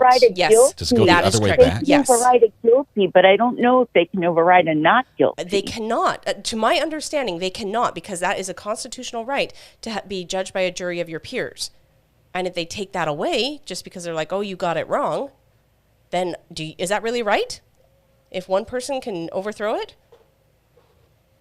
Yeah, but Mrs. All right, we're talking. I mean, he's admitted he did all of this. Like, he basically said, "Yeah, I did the unaliving, and I planned it ahead of time. I did all of these things." There's no way they come back not guilty. But if they did come back guilty, my point is, if they came back not guilty, I'm saying the judge does not have the legal right to turn it into a guilty verdict. I know. I understand what you mean, but I'm saying I don't know that the jury wouldn't come back with a not guilty. I mean, really? Look what Kathy from GRI said. She said it was a public service unaliving. And free Zach Hughes. No. I know, Kathy, and I love you, but there's a lot of sarcasm and stuff in that. I know she's sarcastic, but a lot of people are saying, if you abuse a child, all bets are off. I don't know that people wouldn't say let him go. Okay, that's I'm not saying that. I don't believe that he should have been able to do what he did. Because he didn't even witness it with his own two eyes. he took John Mello's word for everything. Now, John Mello didn't make it all up. It turns out that stuff was happening, but there could be a world, if this stands, there could be a world where... Hold tight. Wait, no, she was about to have her point. Keep going, but we've got an update for you. Where John Mello made this all up, and because he wanted custody, and this unaliving happened because of some fake thing. That's where we could go if this stands and he's not guilty. That's super important to understand. The judge came back on the bench, jury not there, has held Zachary Hughes in contempt and sentenced him to 6 months in jail. And what? And that's the end? So what happens to the trial?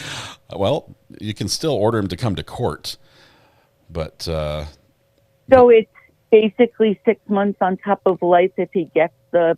Yeah, I'm pretty sure they would be concurrent and not consecutive sentences if there was a conviction. But hopefully life is life and you keep him forever because he's really, really creepy and I'm not convinced he wouldn't do this again. See, that's the other problem. If he judges that this was okay to do, what happens if another friend comes to him and says, I mean, Scott, what if you or I were friends with him and we came to him and said, you know, we have a situation where a child is being abused. Yes, this is the point. This is the important crux of the argument. You've nailed it. That's it right there.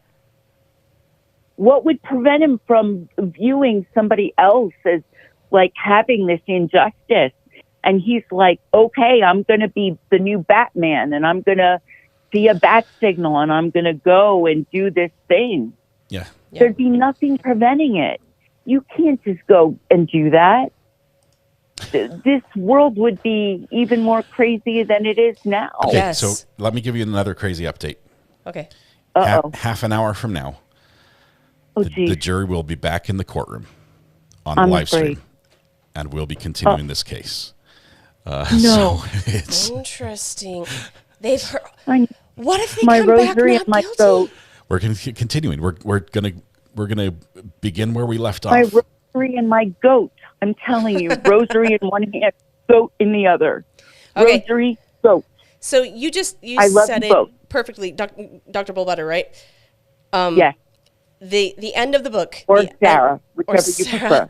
The end of Crime and Punishment is where the guy who's perfectly fit for the role of what we're witnessing in trial today comes to the conclusion that he has like a light bulb moment where he says, wait a second, if everybody does what I just did, if everybody assesses the situation based on their own information and they decide to go and take out whoever they deem worthy of being taken out, it would be pure chaos.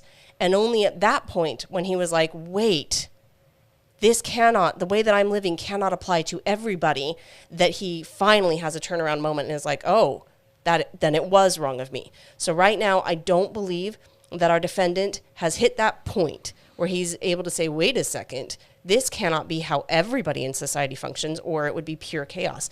He needs to get there because that is just really important to having any sort of a society. So maybe we should send him Crime and Punishment. Maybe we should. That he can read in prison. I don't know. Read in jail? Because what was the girl's name who read it and she got the wrong message? I don't know, but I rosary in one hand, the goat in the other. I'll be watching, but I kind of glad they're not calling a mistrial because, like I said, they're just going to run into the same problem. And we now have all of the information that, let's hope it doesn't get worse than this.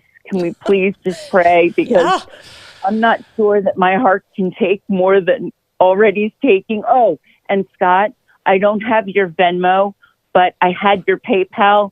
So I sent my little contribution that way. Thank you so much. I got that. I tried to send a response. Thank you very much. Because I was like, oh no, monetization out the window. No, I'm here for court. So, Dr. Bullbutter, thank you very much. You're awesome, Sarah. Yep. And I don't know if I'll have pizza again for a long time. Oh, no. And I have a little love break. pizza. All right. Thank you for the call. We're going to continue. I've got a lot of questions in chat I need to get to, but thank you very much for the call. All right. We'll Take see care. you. Bye-bye. See ya. Wow. Oh my goodness. All right. If you've got a question about this in chat, can you tag me like Ivy Berlin did here? You type the @ symbol and then you type Recovery Addict after it, and it will automatically put it in orange on my screen, so it'll be easier for me to see. I know chat's going really fast. Let's see. So we're going to pick this up. We've got basically 25 minutes or so before we come back, and the judge is going to tell the jury one more time, unring that bell, put the poop back in the horse, unsqueeze the toothpaste, because we're going to pretend that didn't happen, and then we're just going to go on. So fundamentally, I do believe that...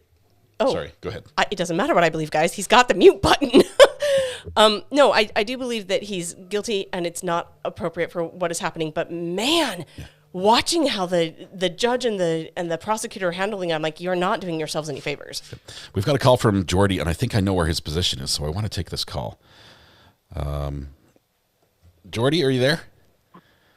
Yeah, I'm here. Hey, I think you've got a different opinion than's been shared so far, so I'd love to hear what it is. I think I saw it in chat previously. I don't know if it's so different. I mean, I see people agreeing with me. Mm-hmm. I'm struggling here.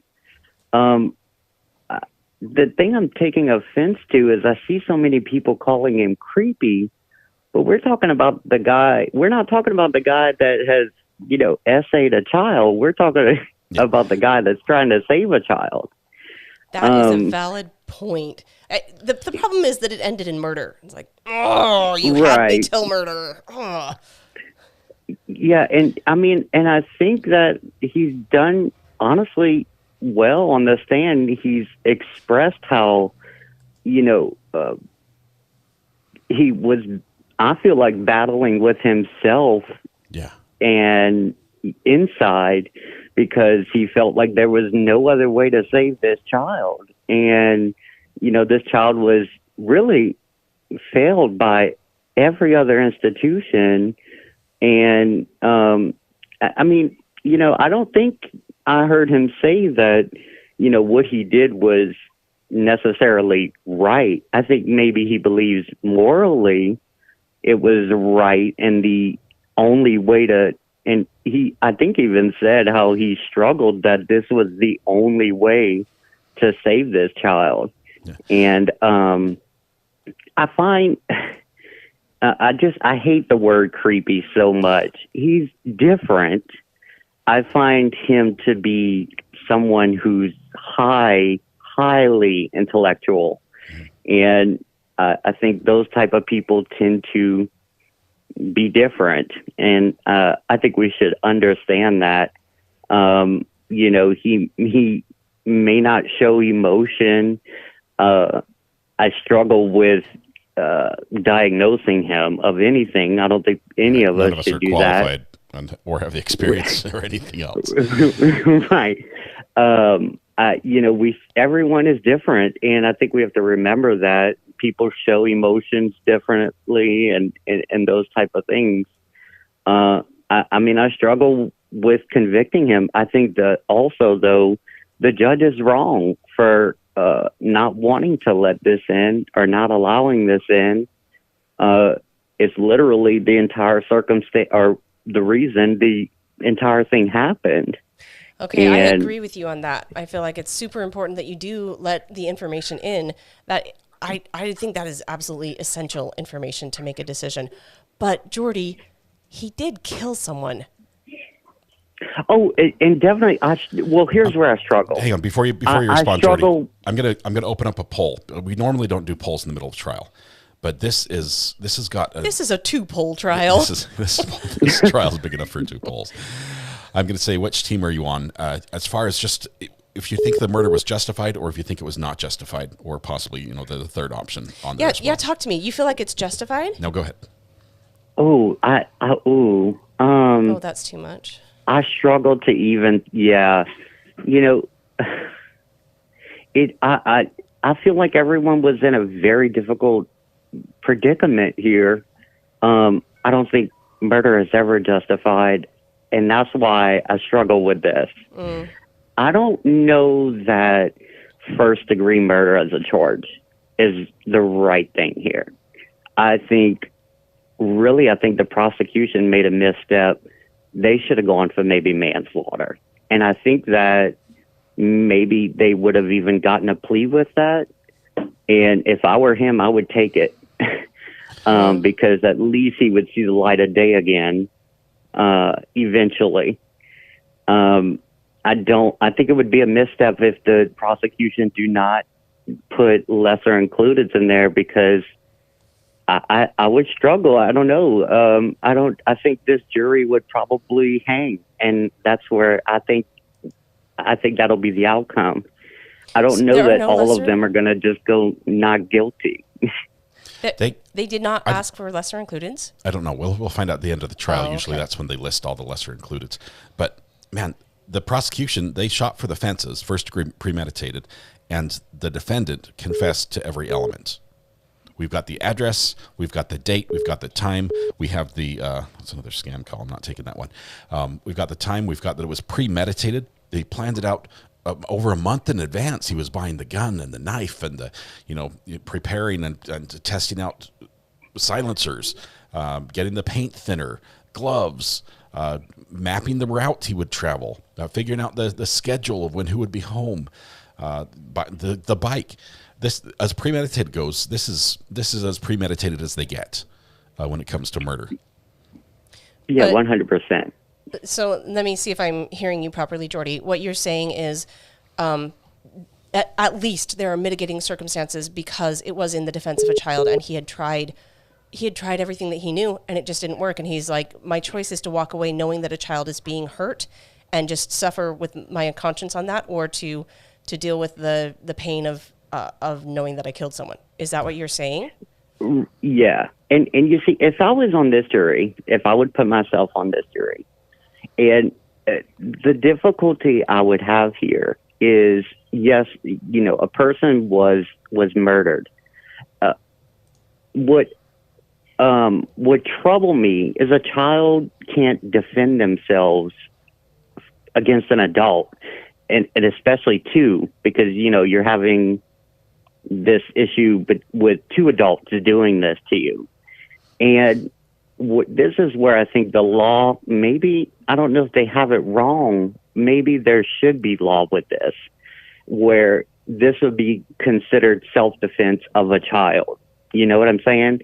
Because, I believe him in his story. There's no other reason for him to commit this murder other than what he said. I don't even think he knew who she was. He said when she answered the door, he wasn't sure if it was even her. So there's really no other reason I could come up with in my head of why he would do it. And of course, that really typically I know is not part of the law, whereas the motive comes in. They don't really have to prove motive. But, if this goes to this jury, it's going to be a struggle, because it's hard to keep, morals out of this and what we feel is right and wrong. Personally, I don't think murdering someone is the right way, but at the same time, I am understanding that they really, and when I say they, I mean Zach and the father, were just left with no other options to help this child before it got even worse. Jordan, and honestly, it was already worse. I think you raised an important point. You've brought up an issue saying there should be a law, there should be allowed. Currently in South Carolina, it's not. That's just where it sits right now. There is not a law that would justify or legalize what just happened. And if you wanted that to change, the law would have to change to make that legal. The problem is he's judged based on the laws as they are now, not on as they should be. Well, and I don't know that this sounds like a really bad thing, and I'm not offering advice. But all I'm saying is I look at this situation, I'm like, have you considered kidnapping? Like, if you're going to break a law... Sorry. What are you suggesting? I'm not suggesting. I'm just saying, why go all the way there? Why, if you felt like there was no legal way for you to fix the situation, why go to this extreme? Jordy, thank you very much for calling in. Oh, sorry. Go ahead. I think one last point. I think Mrs. R.A. has a good point there. However, wasn't that kind of what happened in the beginning with the father when he flew to Italy with her? Oh. And she ended up getting her back. Oh, I believe that was overturned, that he was not guilty for any of that, though. So, Jordy, Right. I've got to wrap it up. The phone's blowing up on me, okay? Oh, yeah, yeah. Thanks for calling Thanks, in. my friend. Good to hear from you. Thanks. Bye. Love you guys. Bye. See ya. Call from Ayden. Ivan, how are you doing, my friend? How's it going? It's going well. The phone's a little busy, so we've got to keep the calls a little shorter here so people get a chance to talk. But what's on your mind? No problem at all. So I think the risk you run giving a mistrial to this guy is, for one, does nothing to prevent the same exact thing from happening again. Even if you restrict his testimony, there are other ways for him to make an outburst. You know, you can't stop outbursts. That's why they're called outbursts. Mm-hmm. And so what's to stop it from happening again? And if you do declare a mistrial, you're basically making it impossible to sit a impartial jury in that area for round two, because this is all over the news. That's what bring. The problem is with a mistrial, you usually have like 30, 60, 90 days to redo the trial, to restart. Yeah. And this has been front page news. It's on the radio. It's on TV. Right. I mean, everywhere you look right now, it's on the news. It's very hard to reseat a jury, especially for a high profile case if there's a mistrial. But especially a mistrial is granted because the guy, goes off the rails and does the one thing he's not supposed to do. Yeah. I will tell you, there are updates. I'm trying to only give you the updates that we cannot watch as they happen. So I'm not telling you the stuff that we know right now is going to happen because we believe it's going to be on the screen. We're going to see it for ourselves. I'm trying to filter those out. So yes, I'm seeing the updates from Kathy and Pretty Lies and Alibis. Basically, we're going to get an early day today, is just short of it. But I'll let that play out on the screen, but it's going to take about 15 minutes to get there. I'll also finish and just say that the entire lead, this is all a build-up for him to do this on the stand. I hope everybody is aware of that and believes that, because this whole sort of, meticulous, methodical, detailing every sort of aspect of how it went down, this is all the lead up, okay? This was all a monologue.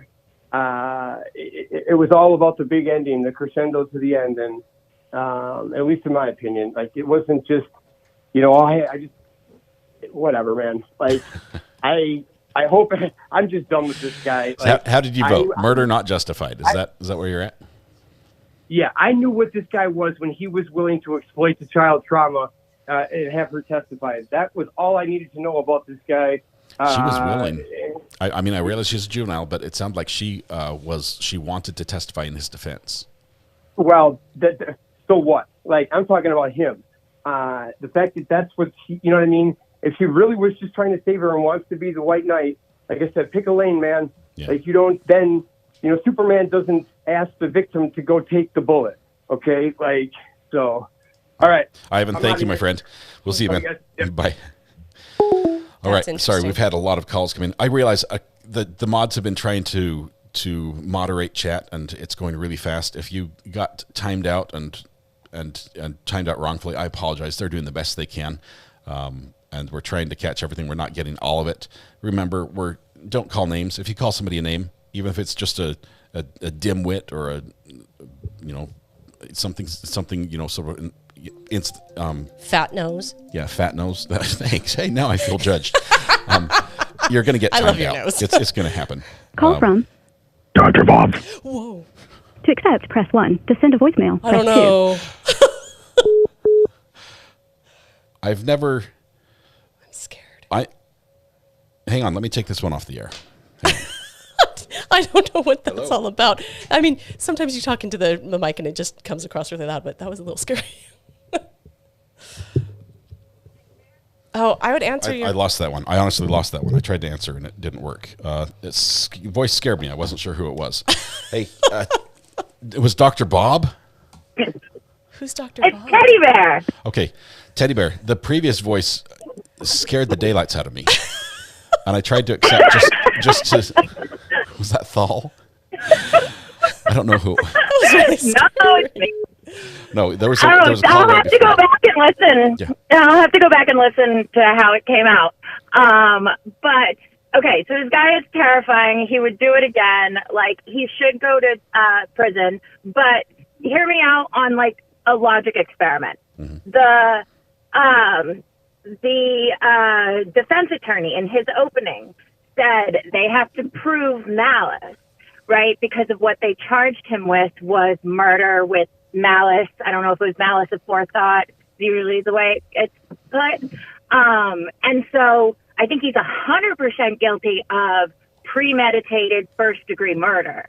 But is he guilty of, like, murder with malice? That's a really good question. I would say no. Malice is the intention or desire to do evil. The way he had to overcome his own inhibitions, I think he knew it was wrong. But he did not intend to do evil. He wasn't like, I'm gonna just be a bad guy. That just today. means Robin Hood couldn't be convicted because I'm robbing from the rich and given to the poor. That is what that means. Yes, that's what malice means. Right, but that's only based on what they charged. So that was the argument of the defense attorney, was like, this is what they charged him with. And so they have to prove malice. Like 100%, I think, premeditated, like he proved that, like first-degree murder, but that's not what he's charged with. Interesting. Interesting thought. I'm going to have to give that some thought. I think there were areas in his testimony today, like when he alluded to the fact that there was another person that was harming the child. Did you see the anger in his face? His facial muscles tense up, and he almost had to like steel himself to continue. Right. No, I know, and that's why I'm like, he would totally. You let him out, he's gonna kill what is spot post or whatever. But I still like he totally would. Arguably, if you lock him up, it might happen as well because they're both in the same place. Yeah. But I think it's an interesting argument from the defense attorney saying, like, they charged him with the wrong thing and they have to prove malice. And potentially, like, the guy's literally saying, like, I did this for the child, right? Like, I have to protect women and children is what he said, right? And so he didn't protect the woman, but he protected the child. And so he was doing it from, like, it does seem genuine that he was doing it because he thought it was the right thing to do. And that's not malice. Yeah, you that's might have a point great there. argument. That would be the only element of the charge that he hasn't confessed to. Yeah. And admitted to. Yeah. Yeah. And there are a lot of So I people think saying that murder is malice, and I hear that, saying murder is evil. It is evil. Like, you can't goodly murder. Goodly isn't even a word there. You know what I mean? You can't do it as a happy thing. As a favor to somebody else. Which is what this story was. All right, let me see if I can get a couple more calls in. Thank you very much. That malice thing had me thinking for a little while. Good job. Appreciate that. Okay. All right. Bye. All right, we're trying to take a few more calls just to get your input here. I think it's so fascinating. This is my channel. I don't want people to. That there are so many different opinions on this is fascinating. Amber gets right through. She doesn't get a screener. Amber, you got 10 seconds. No, just kidding. What's on your mind? Okay. I just wanted to give some clarification on the charges because I pulled the statute for South Carolina law. Mm-hmm. And the text that I'm pasting in chat that I'm fixing to do again so you can pull it up. This is what the statute indicates. Expressed malice aforethought is the intent to kill a victim and the intent to cause grievous bodily harm. So it's not like the hatred in my soul trying to do evil. It would just be, I am trying to kill. Well, and he definitely was trying to do that. If that's the definition that South Carolina uses, he's hosed. Right. Way to go, Amber. Implied goes with the defendant acted with a reckless indifference to human life. But there are other relevant factors within South Carolina law that have to be considered to include the defendant intended to commit a felony and had a preconceived notion or preconceived plan to kill the victim. You've checked both of those boxes with his testimony. Yes, every single element, for sure. Every single element. Now, there are different types of murder, as the last caller said, and I forgot the name. Because they only charge this as felony murder, the jury is going to have the option of first degree or second degree, and any other lesser included they may or may not include. However, the difference between first degree and second degree is intent. Did you just read out the comma? No, that was me actually speaking. Okay, you said however, comma? I always say however, comma. I got that from my mom. Because there was no pause. Thanks for inserting that. Amber, thank you very much. I appreciate the clarification on the rules here, the law. That is interesting because that's not what I think of when I think of malice. So that's interesting that that's what the law defines it as. Yep. Amber, let me take another call here. We're running out of time. All right. Yep. Thank you. Thanks. Bye. You're awesome. Oh, my compliment got Call from stepped on. Nana Geek Caroline. Natageek, how are you doing? This is RA. South Carolina law that has to be. And You've got radio on really loud in the background. Oh, okay. Oh, sorry. It's Amber. It's okay. I want to hear what she has to say. Oh, wait, we already did. No, that's okay. Yeah. That's okay. Okay, I'm online. Oh, all right. Yeah, you're online. Yeah, so keep your comments nice and clean. All right, I had just two comments. One thing is that I kept on listening to what he had to say, and the thing that got me was the gun.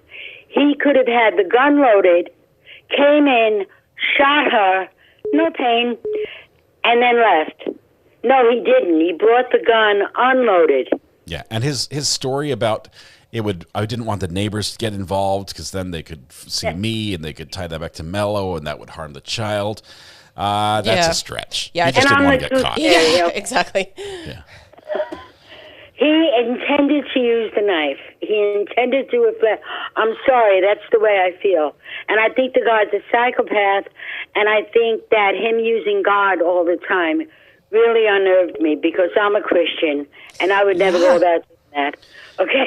It seems like a that's giving us a black eye. What are you doing? Yeah, that's what I kept on saying. I said, shut up about, keep him out of it. He wants no part of this, right? Right. So. No, I want no part of it. We don't do these things. Sorry. Yeah. Nanageek, thank you very much. That's something we do. No, the guy's a psychopath. I mean, I could tell my son, he passed away, my son.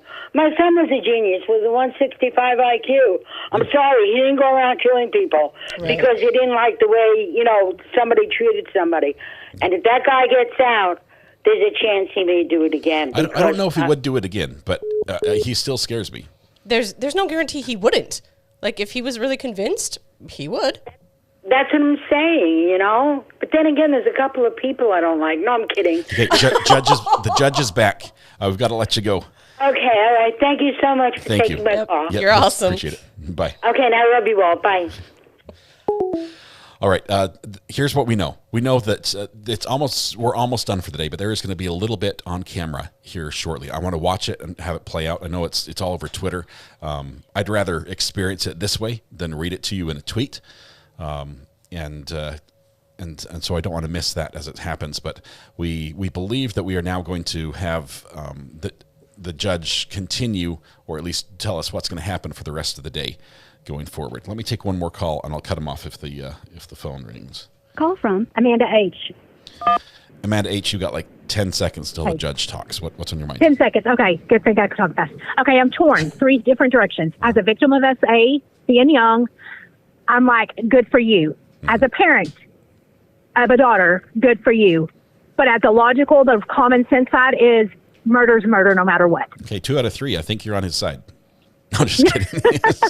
I think there's so many perspectives.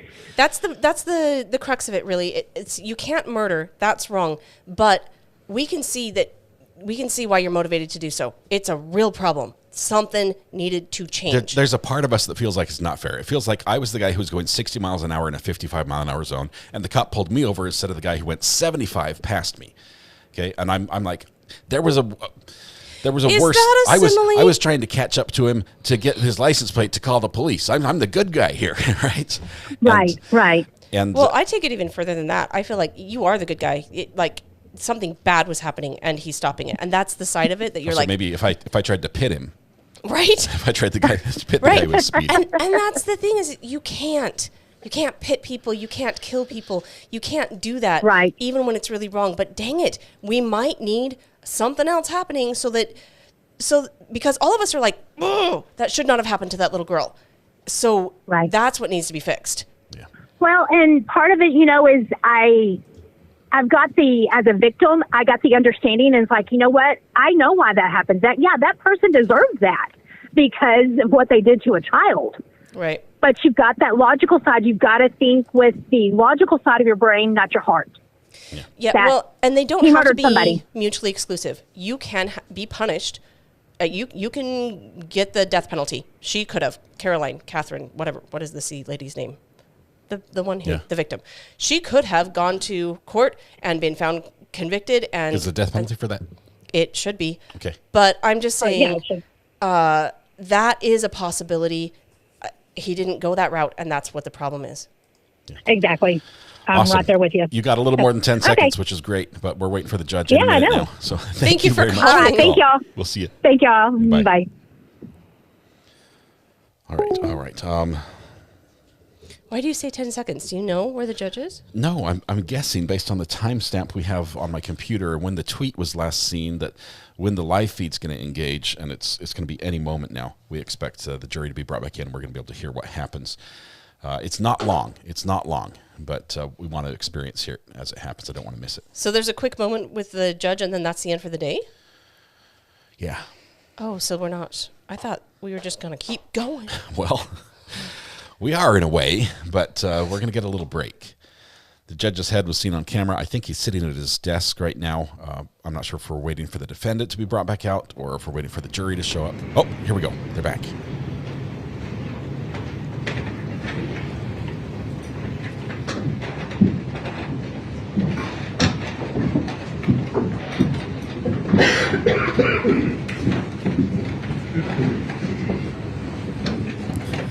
Everyone just pretend like nothing happened. Thank you all for your patience as we go about this trial. I want to instruct you to disregard the last comments that you heard. I also want to just remind you, as I've stated from the outset of this trial, that I'm the sole judge of the law in this case, and while you, the jury, sit as the sole judge of the facts, and part of my role is to make determinations about what evidence can and cannot be admitted and presented to you, the jury, and that gatekeeping role rests solely with me, the judge on the law. And I want to instruct you that you're not to consider any testimony that I have instructed you to disregard, and furthermore, you should not even mention or discuss any testimony that I have instructed you to disregard. And I instruct you not to discuss any topics that have been ruled improper when you deliberate. Thank you. Zach, just got a few more questions. So, after you left Canebrake, isn't it true that you rode your bike back to your truck, which was parked within the vicinity? Isn't that true? Yes. And then you drove your truck back to the mountain house. Isn't that true? That's true. After you got to the mountain house, isn't it true that you disposed of the gun and the knife in a nearby lake? Isn't that true? Yes, that is true. And isn't it true that the clothes you were wearing, that you burned those clothes in a fire pit at the mountain house? Isn't that true? Yes.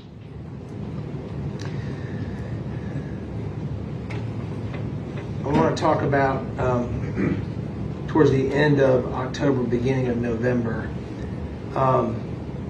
Isn't it true that at the very beginning of November 2021, you had obtained a plane ticket to fly overseas. Isn't that true? Yes, that's true. And you were going to go overseas departing from Detroit. Is that correct? Yes, it is. And while you were in Detroit, isn't it true that you received a phone call making you aware that there were warrants pending for your arrest? That is true. And after you were notified of the pending warrants, isn't it true that you rented a car, drove back in the middle of the night to Greenville, and ultimately turned yourself in? Isn't that true? Yes, that is true. 1 second. So I was going to flee the country, but when I saw they caught me, I turned myself in. Anything else? Okay. At this moment, well, can I see counsel? Okay, so defense just passed the witness. The state is chomping at the bit for this. This will be epic cross. But based on what we've seen from the tweets, it looks like we're going to get the rest of the afternoon off. It was true that the defense did lead the entire way through the ending of that witness, possibly because the witness has been stubbornly going where the judge orders him not to go, in spite of the admonitions of the judge, in spite of the judge's ruling, which he's been well aware of. And so the leading is often done to keep a witness from straying into that territory. But if the state starts asking questions, you can bet he's going to do this again. You can bet he's going to jump right in. What does he have to lose? He's admitted to murder. He's admitted to premeditation. What does he have to lose by bringing that up? He only stands to gain by bringing it up. What's the judge going to do? Throw him in court longer, in jail longer, so he gets a 1-year sentence and not guilty on the murder?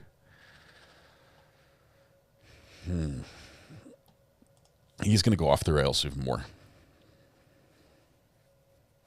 Mr. Hughes, you can sit down. I understand. Mr. Hughes is respectful. The judge says you can step down. He says, I understand.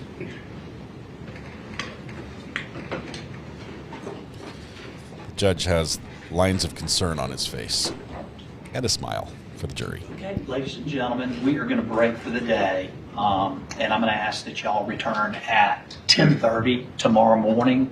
I'm hoping that we're not going to have bad weather, but just potentially that will give a little extra time, and also for me to take up a few things that I need to do with the attorneys. I want to, again, thank you on behalf of the state of South Carolina and Greenville County for your service. I am so grateful for your attentiveness and abiding by all my admonitions to you. And again, I just remind you, do not watch anything on this. Do not discuss this. Do not begin deliberating until I tell you. Okay? I hope you all have a wonderful evening. Thank you. Thank you.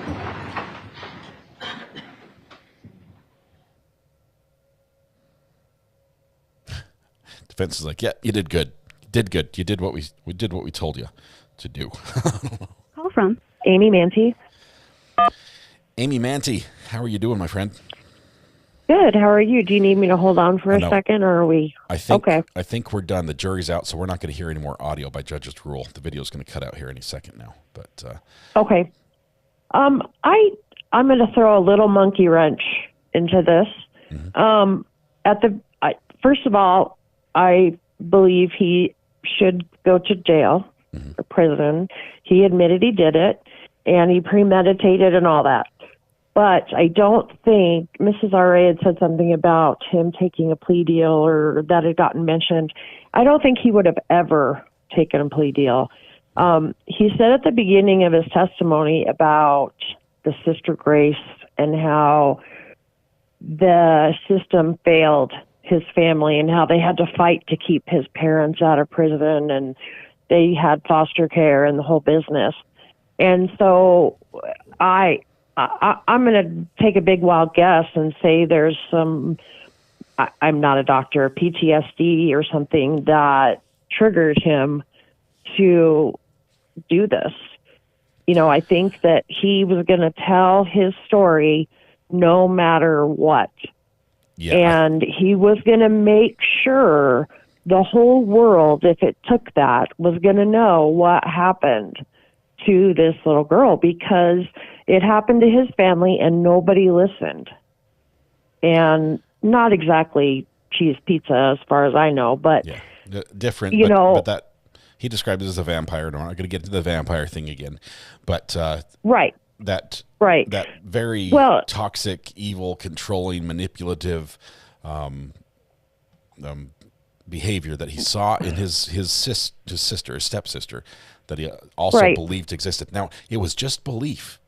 Did you hear when he took the stand and Christine answered the door? He didn't even know it was her. Exactly. He didn't even recognize her. He had no personal knowledge of this. It was all what Mr. Mello had told him. I know, but I that triggered. I think it triggered him. Possibly, it's just my theory. You know, it triggered him to. It just took him back, and I think that his mind works in such a way that things are very black and white, and things are right and things are wrong, and not able to really understand that what he is hearing may not be true, because he tried to tell people the truth and they didn't listen, so nobody else is going to listen, so I have to take care of this. And you know, I've stood in the shoes of a mandated reporter for 30 years, and I understand that frustration and am intimately aware of situations where social services or the police haven't listened and things have gone on and continue to go on. And, you know, I got to a point where I said to a social worker, do you want me to just keep calling you every single time something happens? Because you aren't doing anything. You know, I'm not going to go kill someone. You know, wrong is wrong. But it is a very frustrating situation, and we don't really know what he went through with his sister. And I don't know. I mean, I don't know. That just throws that out there. That's just what went through my brain. More is that, yeah, not that it's right. It wasn't right. You know, I'm not going to say it was right ever, but it's unfortunate that that's where he went to. I agree that this was his chance to tell his story, and no court ruling would have stopped him from blurting that out. No. And I think he probably got even more serious about it because the information about the pizza has come out since he's been in jail, and you can't tell me he doesn't know about that. He knows exactly what all that stuff is. I'm sure that his lawyer probably told him what is going on with Bradley Post, and so then he is assured that his story was right. And you look around the courtroom and you see all the supporters for them. In the courtroom for Zach, supporters are filling that room. You've got reporters and supporters, and that's about it. And a lot of them, as we've seen from, some of the callers that call in, a lot of them are saying, you know, this is terrible. What happened? If you understood how bad it was for that daughter, then you would see why we were supporting Zach. I know, but he's still. I can hear them. I hear them. I hear that, but I can't say why. How can they say it was okay for him to murder someone? That's not his place. Yeah, that's I'm with not you there. his. Yeah, I mean, I agree. I sit on. I have sat on his side. Uh-oh, the call just failed. I apologize for that. Thank you. Let's see here. I just got a text. I think it came from Josh. Hang on. Okay, there's Christy. Christy's trying to call in. I'm hoping we can get that here in just a second. Let's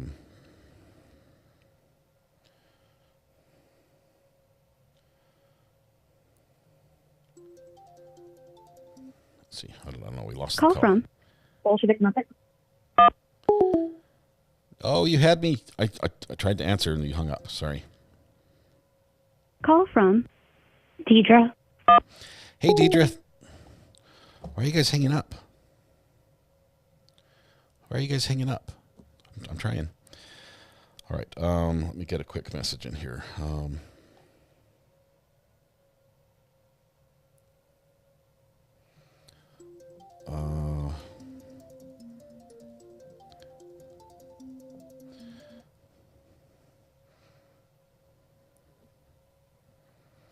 The phone's acting funny. It might be getting too many calls. Call from Bolshevik Muppet. Bolshevik Muppet, are you there? Yeah, sorry, I figured out. Okay, awesome. Long time listener, first time caller. Wonderful. I don't bite, so that's great. Let me answer this question that was on the super chat just really quickly before I take your words. The question was, okay, why could the defense not use the essay information in their defense? And the ruling is from the judge. That's the judge's prerogative to rule if evidence is too prejudicial more than probative. And he ruled this was too prejudicial. And because of that, it was kept out. It was his ruling. A lot of people have said the jury needs to know. But this, in every case, the judge keeps something like this out. So Muppet, go ahead. What's on your mind? So I wanted to share my perspective as a victim of mental and emotional abuse. There was a lot about what Zach said about what Mello had told him about Christina, and also what he had said about his sister, that really rang true to me about as far as my experience. My ex has a narcissistic personality disorder, and there's a lot of commonalities with all of the cluster B personality disorders. And I'm not trying to diagnose, I'm just saying that from my perspective, there was a lot that rang true. And I know that the vampire comment seems really weird, but it's accurate. They feel like emotional vampires. It's very draining. It's frankly exhausting. He also strikes me as being neurospicy, as he reminds me a lot of my autistic cousins. Not diagnosing, I'm just saying he reminds me. So that contributes to his flat affect and his very methodical, like thinking through everything, all of the details, and the way that he presented that. Also his like obsession with the piano, and then, setting his mind to going into the military and all like that. Those were drastic changes, huge swings. I'm going to be a professional concert pianist. No, I'm going to be an infantryman. That's like, whoa, that's a huge, that's a huge shift. Going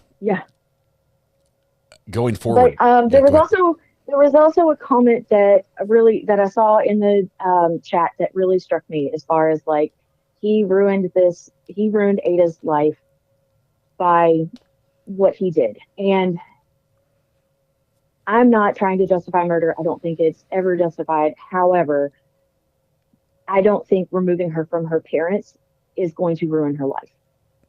Like I said, my ex, narcissistic personality disorder, I am not going to lie.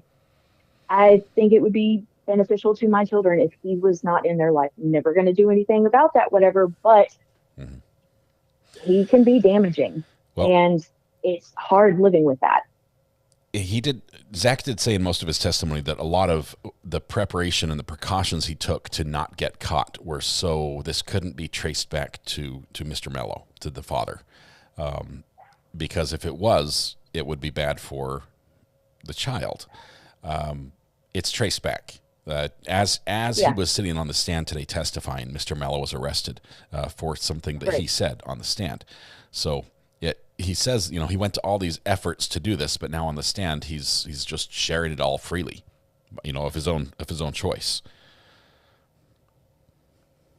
It's a strange to switch. be honest, there to be honest, like, I don't know if he reevaluated his relationship with Mello. I mean, what he was saying as far as Mello being exhausting, there was a lot, especially he with wanted the a break. testimony. How he'd benefit from being away from him, And the testimony from the guardian ad litem, like Mello had a lot of issues himself too. And I'm not gonna lie, I think it's beneficial to Ada that she's not around either one of them, because both of them actually, it struck me as potentially being cluster B. And maybe this is ultimately for the best, even though it's, again, not justifying murder.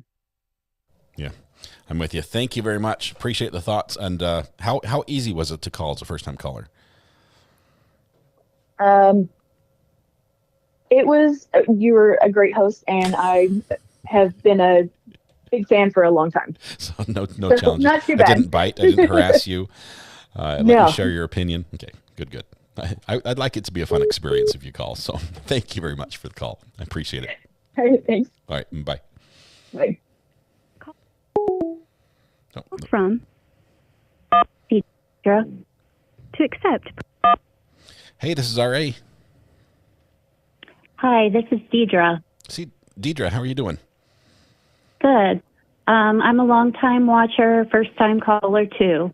Awesome. This is the first time I've spoken to you as well, so this is a first for both of us. How are you doing? What's on your mind? I just thought that this whole discussion around this being justified to a certain degree just reminds me so much of the Luigi Mangione case. Yes. For those that are not you know familiar, what I'm talking about? This is the young man who up in, I believe it was in New York, who Yes. shot the insurance executive, sort of cold blood from behind, just there gunned was him a down lot on of the street. support. Yes.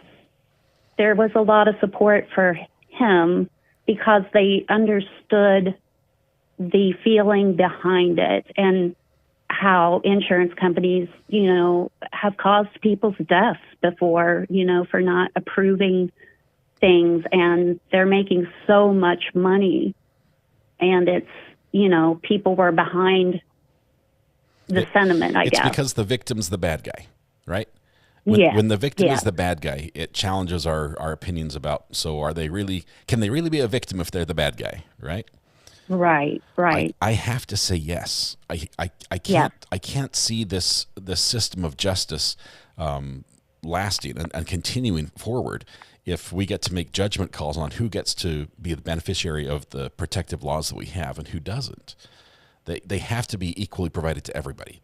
You can't just be, well, you made a poor decision in your life, maybe willingly made a poor decision, and because of that, you are forever you deserve whatever comes to you. I can't see that that's right. Yes, me either. I don't agree with it at all. I think he absolutely will spend the rest of his life in prison for this. And I'm talking about Zach. Luigi as well, but I think they both will be in prison for life. But I just thought there was a correlation between the two. Yeah. That is great. There's good news and bad news I have to share for you. Okay. Let me give it a few minutes and make sure this is good. So,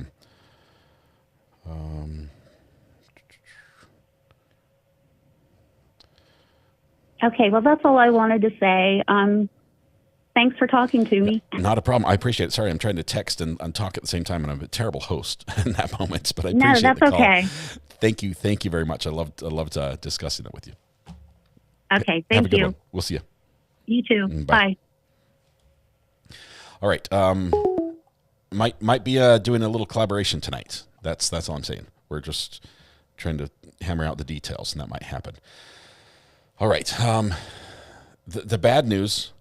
The bad news is one of the collaborations that we were looking forward to tonight might not be happening, and I might be the fill-in.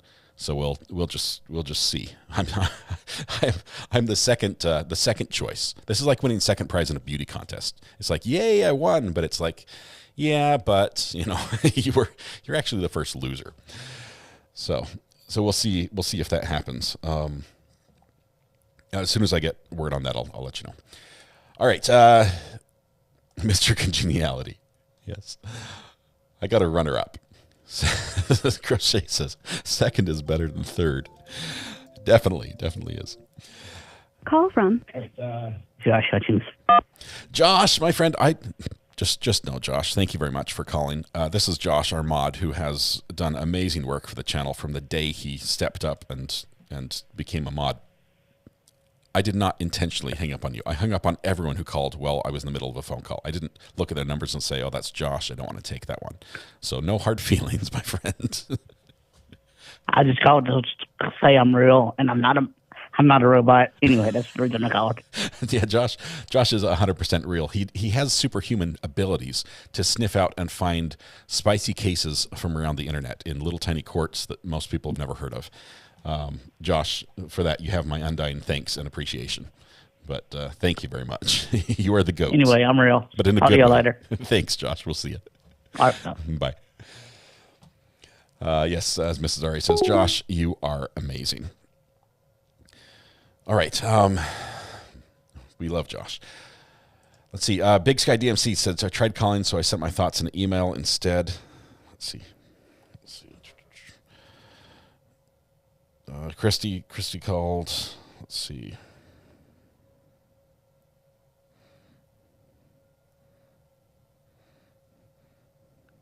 I'm going to tell her to call when she can.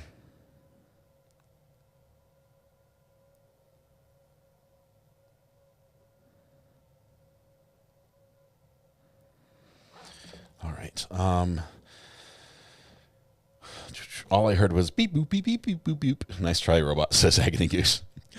Josh is a real mod. That was an AI voice. He is amazing. He's really good. All right, Samantha, now it's your turn to call. Do you want to call and talk this one over? I realize this is a tough case. And you don't have to, so I'm not twisting your arm at all. We just talked to a lot of mods so far today. Let's see. The I'm Not a Cat anniversary was a couple days ago. I follow the judge on Twitter. Let me see. Let me check the email that the Big Sky sent.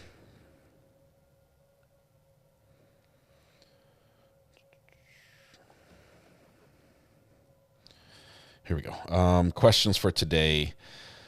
Didn't earlier today the defense try to get in defense of others' plea, and that the judge said not happening? The judge said, I'm going to limit your defense of others' plea, in that I'm not going to allow you to call, I think, wasn't Mr. Mello supposed to be on the list? Mr. Mello and the daughter to testify, and he says, I'm not going to allow that.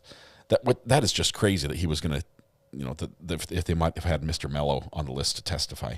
But he is allowed to say it was in defense of others. He just can't go into it was in defense of others because of the C-3PO or cheese pizza, as the case may be.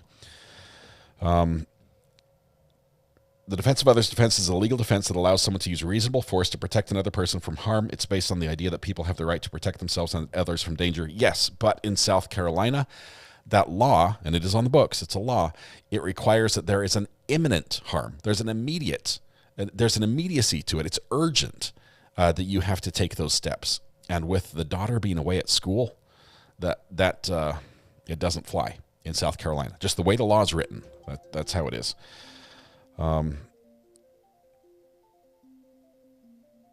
Since the judge says it's not coming in. Donald King. Is this Donald King? Yes, hi, Scott. Hey, how are you doing, Donald? Not bad.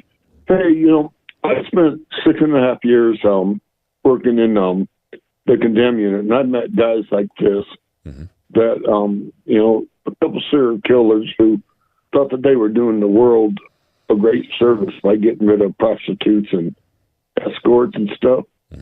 So this guy gives me a real bad feeling like those guys. He could be a potential serial killer.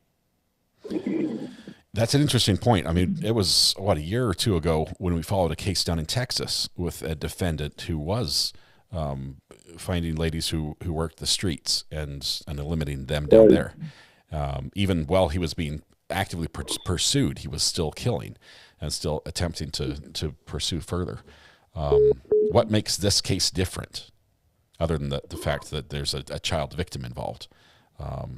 If you've still got a person who says that I am seeing something that's going on in the world that I don't agree with, that I think is wrong, and I'm going to step in and put a stop to it because authorities haven't.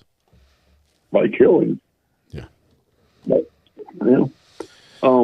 yeah, and that's the same attitude a couple of these serial killers had. Is they wanted to get rid of. They felt they were making the world better by killing the prostitutes, and he has a similar mindset.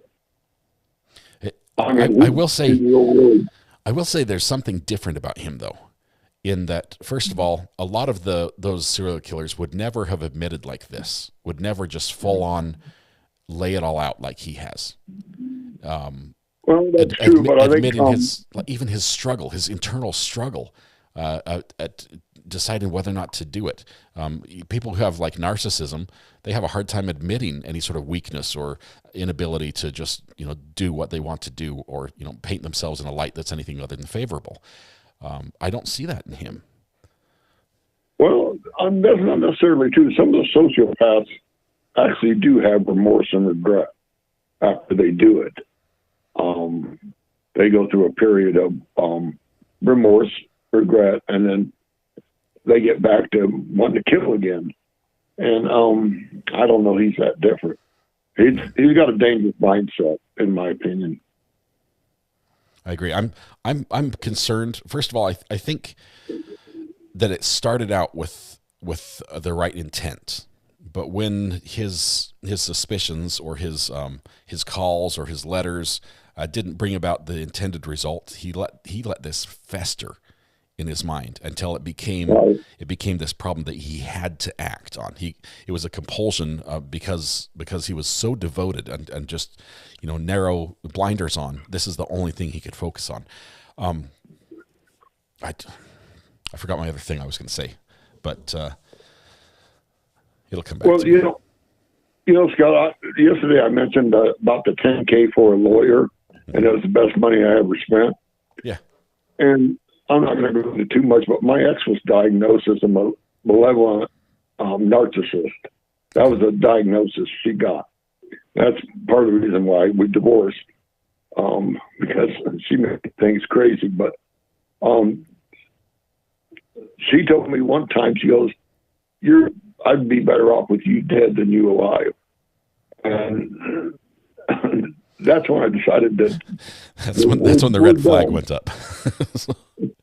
And I don't know. I think he's got that dangerous mindset that he could do this again. If he finds another injustice, she thought she was God and could do whatever she wanted, and he seems to have that same idea in his head. And I think it'd only get easier the more he does it. Yeah. So that's all I got to say. Interesting. Thank you very much, Don. I appreciate the thoughts. Good talking to you on the phone again. Bye, Scott. Have a good day. Bye-bye. All right. We have an open phone line, and we only have one phone line, but I like to say that. Post was found out after Christina. Yes, Christy, you're correct. The police had none of the pictures or evidence that will be used against Post in his trial, and would have, presumably been used against Christina in hers had she not died or been killed. They found that in investigating this murder. Mr. Post made the phone call. He found the body. Obviously, the first person to find the body, the police have to look at him and say, really? You just happened to be in her house and found her dead? It could be true, but let us just check your story a little bit. And they looked at his phone. And when they looked at his phone, that's where they found the evidence of the crime. That's why he was arrested. Until that moment, the police, I'm sure they had heard of allegations through Mr. Mello or, through something else that there was, the family court thing, that there was suspicion that this was going on, but there was no evidence. There was no hard evidence to that time.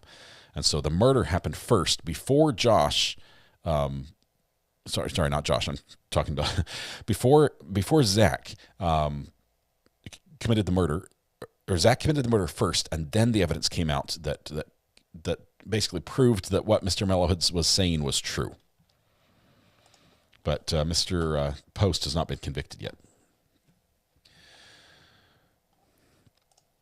Serial killers love telling their story.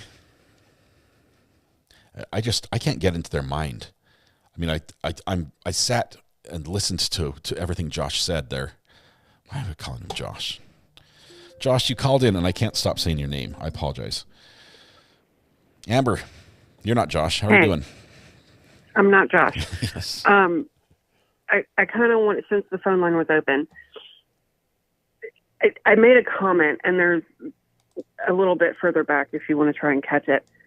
When it comes to why he did this, he's doing this over the word of one man about an ex they're in custody battled with. What if the allegations that have not been proven yet, and understand proven in a court of law, means somebody has been found or pled guilty to a crime, which has not happened. Do I know what the content is that has been found? Yes, because I've read the pleadings, and I've read the descriptions of what was found. I'm not saying it's not proven because it's not true. I'm saying it's not proven because it's not been proven in a court of law. So nothing has been proven in regards to the veracity of these allegations. What if they weren't true? Yeah. Great point. Is he still justified? Let me kick you off the phone one more time, Amber. I've done it every time you've called in today. I apologize, but we're about to get a call from Josh from Courtroom Confidential. Oh, you're fine. I'm going to hang up now. Okay. Thank you very much. It's like a whiteout here, by the way. There's like snow everywhere. Goodbye. All right. Bye. Hey, Josh. This is Scott. You're live on the air. How's it going? Hi. What is going on, Scott? This is nuts. What is this madness? Oh, my I'm goodness. telling you, I turned around for what I felt was a hot second just to take some actual, real work that keeps my lights on phone calls. And before I know it, people are being arrested. The judge is throwing the defendant in. The whole thing is madness. Contempt of court. We've had the pretrial ruling of what has to be kept out. The motion in limine that just got shredded, trampled on, spit on, and then used for toilet paper by the defendant. He 3 times just thumbed his nose at the judge and went right into it. And the last time, even speaking over the yelling objection of the state to let the jury know that the state's trying to hide this from you. And there's evidence, there's proof. Oh, my goodness. He's gone completely rogue. Yeah, and does it not just like support his position, though? Where he's like, everything I'm doing is to bring this to light? Does that not make it seem like he actually 100% believes and is convinced that he was right in what he was doing? Oh, yeah, absolutely. But if you're the prosecution, I can't imagine them spending the rest of their time arguing for mistrial on this. I mean, how do you cannot unring these bells at this point. What he has told the jury, there is no instruction to cure that. Usually when you have these types of situations where, something is said, something gets blurted, a judge may give what they call a curative instruction. How do you get past this? Well, the curative instruction the judge has read has been more and more lengthy every time. He's explained that he's the one that decides whether evidence comes in or not. They're not supposed to consider. He unrings the bell. You didn't hear, these are not the testimony you were looking for. You didn't hear that. And then he says, I'm admonishing you not to think about it, not to consider it. You can't talk about it with each other when you go back to the deliberation room. You can't even bring it up. Okay? Right. So please ignore the huge African elephant in the room. Yes. Pay no attention to that, ladies and gentlemen. A stampeding elephant. And exactly. I think what's happening when the judge dismissed him for the day, it's got to be the state saying, we've got to look at mistrial here. And if you're the state, you don't want it either, right? I mean, you feel like you put on a good, solid case. You feel like you put on all of your evidence, and usually you don't want to allow the defense to manufacture their own mistrial. Mm-hmm. But in this situation, I don't know if you take the chance that they may, because what he's saying is so salacious there may be jurors who are like, you know what? What is being kept from us? When jurors feel like something's being kept from them, that's the biggest problem of all. Yeah, and it would be one thing if there's like, hang on, there's a piece we're not hearing here. But it's another to have the defendant yelling over the objection of the judge and the prosecutor that they're not telling you something you need to know. Right. It's out now. It's out. It's amazing. You just do not see this kind of stuff. Wow, what a turn of events. Yeah. Can I spill the beans, by the way? Please. Okay. Please. What are you talking about tonight on your show? Well, I don't know. Maybe anything that interesting happened to you today.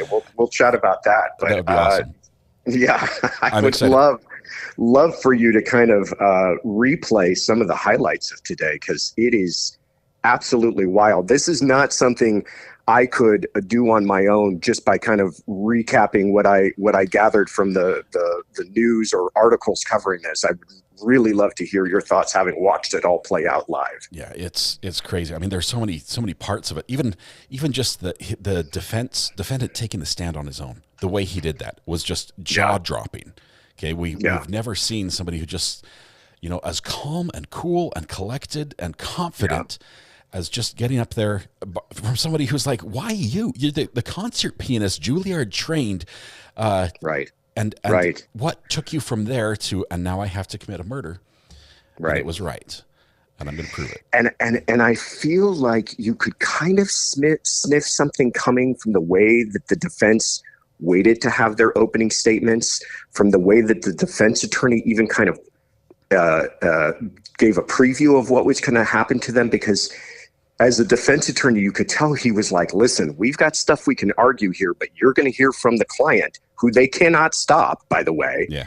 He's going to testify and he's going to tell you this. And then it was just like, in my view, having watched this, I thought this guy's off the rails. They don't want him to testify, and they can't stop him, and he's going to get up there. I had no idea it would turn into this, though. I don't know. The defense attorney in their open, I thought they had made a big mistake, because they said the client, and this is the first we'd heard about it, my client, the defendant, is going to get up here, he's going to testify, and he's going to tell you that he did it, and he's going to tell you why. I'm like, whoa, that's called pleading guilty in most cases. We watched you, Scott, when that happened, and the look on your face was fantastic. If I had a way to generate a meme out of your reaction to hearing that, I would have it right now. I'm sure it's out there on Twitter somewhere. We've got a question from Amber Clipsons Vixen. Says, my question for Josh, Courtroom Confidential, is, with jeopardy attached, could the judge call for a manifest necessity mistrial? The idea is the judge can declare a mistrial for any reason that they feel that somehow the case has played out in an illegal way. And so, in other words, this would be it, right? This would be grounds usually for a mistrial, where the jurors have heard inappropriate evidence, that there's already been a discussion on, there's already been evidentiary hearings, and that this was not going to be discussed, and it now slipped out in an inappropriate way. But there's also a rule that says that the defense cannot simply manufacture their own mistrial, but the judge is going to have to weigh that and really hear, I think, from the prosecution on what they want to do. I think there's a good argument to be made, too, that if the prosecution says, we don't want this, we don't want a mistrial, let's let it ride, then they can just proceed with this and see where the jurors end up. Okay, imagine cross. Say let this ride. We're not going to ask for a mistrial.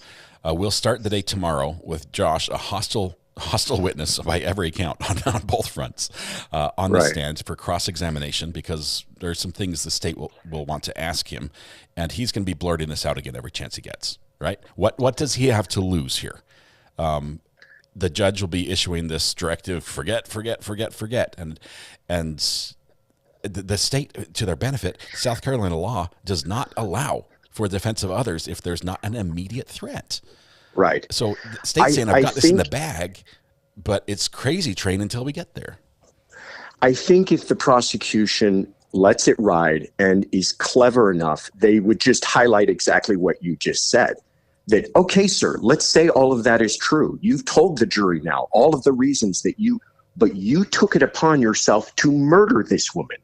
That child wasn't being that child wasn't being abused in that moment, was she? That child wasn't. You weren't witnessing that child actually being abused at the time that you decided to kill this woman, was she? When you decided to leave the flower petals and stab her to death, she wasn't being, and just try to play into the whole idea that is, as much as he has now let the cat out of the bag, that still doesn't justify a murder. Yeah. My mind is blown. I'm replaying in my head. I have never, I mean, we've watched, Made for TV, this is how it happened. This is what the murderer did. I've never sat from the vantage point of the murderer and felt like I was hearing play by play everything that happened and believed every word I heard before. I know. It was creepy. It was eerie. And at the same time, I couldn't stop watching. If this were a script, it would probably be rejected and rewritten because nobody would believe that would actually take place. Yes. Man, let's save something to talk about tonight for okay, sure. But fantastic. Tonight, 8 p.m., your channel. 8 p.m., yes. 5 p.m. Pacific, 8 p.m. Eastern. Love to hear it. Love to have everybody join us. I happen to be wearing your shirt right now, so it's super comfortable. So, what a wonderful coincidence. Yeah. Love it. All right, Josh, look forward to it. Thanks for the call, my friend. Thank you, my friend. We'll see you Take tonight. care. Bye. Bye-bye. Oh, my goodness. My mind is... I need to go back and just rewatch this one more time. I wonder what defense knew, right, going into this, what the defense counsel knew, if this was the strategy from day one, and this was just brilliantly played out according to how they wanted to do it, knowing that they had a tough set of facts that was really stacked against their client. But, wild. Did Zach ever get the money? There was an insinuation that he wouldn't do it for money, and I believe he didn't. That's my understanding. What channel? We're going to be on Courtroom Confidential, the shirt I'm wearing right now. The voice you heard, that beautiful voice on the other end of the line, that was Josh Ritter from Courtroom Confidential, and we'll put a link up in chat right here. So we'll be talking about that tonight. Let's see. Yes, Gigi might be going to the Mellow Arraignment, which is at 9 p.m. That's Rocky Top Girl. That's right. Thanks for sharing that. Gigi was scheduled to be on there. I feel honored to take her place. Gigi's done an amazing job on this trial, watching it and everything. Yes, defense knew when he told the jury, "We will tell you why." They had no other way. He told the truth. I thought he'd made a mistake, but he told the truth. You'll hear from the defendant why he did it. Call from over objection. Christy. Here we go. Here's Christy. Here. Christy, our wonderful courtroom watcher, you got your money's worth more than any other courtroom watcher, I think.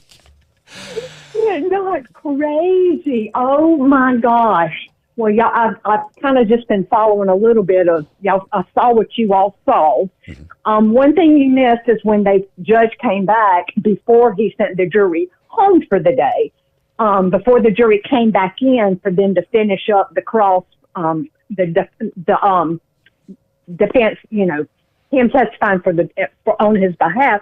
He before the jury came back in, he said he held he held him in contempt, and he has to serve 6 months in jail for contempt.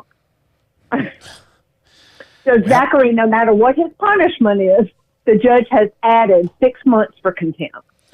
So he's in custody right now, so that doesn't really change his day-to-day right now. It just adds something on the tail end. Exactly. How was that received? I mean, the way we saw Zach, he's been just calm. He's been saying, "I understand." Was the judge mad? Was there an exchange back and forth, or was it just the judge? You could tell the prosecutor was the one that was most mad, obviously, but the judge was not happy. His face was red. He was just. I think he was stunned that this could happen, but Zachary never lost his composure at all. I mean, he stood the way he testified and believing he did this for the right. He stayed that consistent. He was consistently felt like, and when the judge said, "I hold you in contempt, you're going to have 6 months in jail," he said, "Okay, I understand." I mean, just as clear, he took it like and the jury, I know they are like, their eyes, they're looking around and they stuff. Can't talk to anyone about this.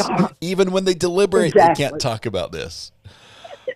I mean, and you can tell the judge sends those. Well, y'all know he sends those jurors out. They were probably out 3/4 of the time that day. Their seats and have we're been only cold in the courtroom all probably day. a quarter. It's awful. It's awful. And I do think what's going to happen in the morning, I don't believe that they're going to go for a mistrial. From my understanding, the lawyers will be there in the morning at 9:30. I think they're going to go over some charges or, just some kind of, that stuff, and the jury will be there at 10:30. So I don't think it's going to be mistrial stuff. I think it's more charges and stuff like that, because I saw the prosecutor mouth to somebody behind him tomorrow. So in other words, that they were going to do the cross tomorrow. Yeah. So if they do the cross tomorrow, it's going to be spicy, because I really feel. First of all, I think that Zach understands 100% that he was not supposed to say what he said. There's no question that he understands that. And there's also no question that he doesn't give two hoots in a rain barrel what the judge tells him not to say. And he has a story to say. You are exactly right. So on cross-examination, we already said, after he did 2, I said, it's coming out again. It has to come out during the murder, right? It has to come out when he's justifying that one evil act that he had to do. He has to say, and this is why. And he did right at the end. He sure did. And on that cross-examination, he let it be known, didn't he? It was, you could hear as it was building up to that, he doesn't even want to say murder. He doesn't want to say when I killed her, or I stabbed her. He was like, I was striking. He's using this dissociative type language and terminology. I was striking. I just continued striking, and when I realized it was taking longer, and it was getting out of control. It's very much a there's murder, and then there's me, and there's this line in between. I had to do it, but it was distant. Exactly. But so he thinks really, I honestly, I don't think that he cares. I think he cares. But I think he knows. I don't think it matters so much to him, because I truly believe he thinks that he did right. That he was right when he did what he did. So questions I want to hear from the prosecution. If this goes through and we get cross-examination tomorrow, I want to hear them probe. I know this is. You guys are laughing at me and mocking this. I want to know if he believes in the vampires. Okay, I want to hear that one. I want to hear if he would do it again. Yes. I said, all things considered, would you take the same steps? My guess, I would have to say yes. And no, I wouldn't even have to hesitate. But that's just me. I don't know. Yeah. Oh, and I heard somebody when they called in. I can't remember who it was that called in, and then I know that Amber called and was given some rules in South Carolina. Whoever called in, hit it on the head. What the defense was trying to do is to prove that it wasn't malice. That is what the defense was. Because when they started saying that they wanted to go for the self-defense of another or whatever, for the little girl, and he also wanted they're saying that they could prove that he didn't do it in malice. I think I heard one of your callers say that maybe that's what it was, and that is the case. That that defense is he always wasn't angry per se. They're always going to try to minimize the punishment. If you are going to get convicted, can we get convicted on the lowest possible charge? And taking malice out of that would drop one charge down. But wow, that's definitely, I heard him say that. So. It's gonna be crazy tomorrow. Court starts at 10:30. A little bit later start.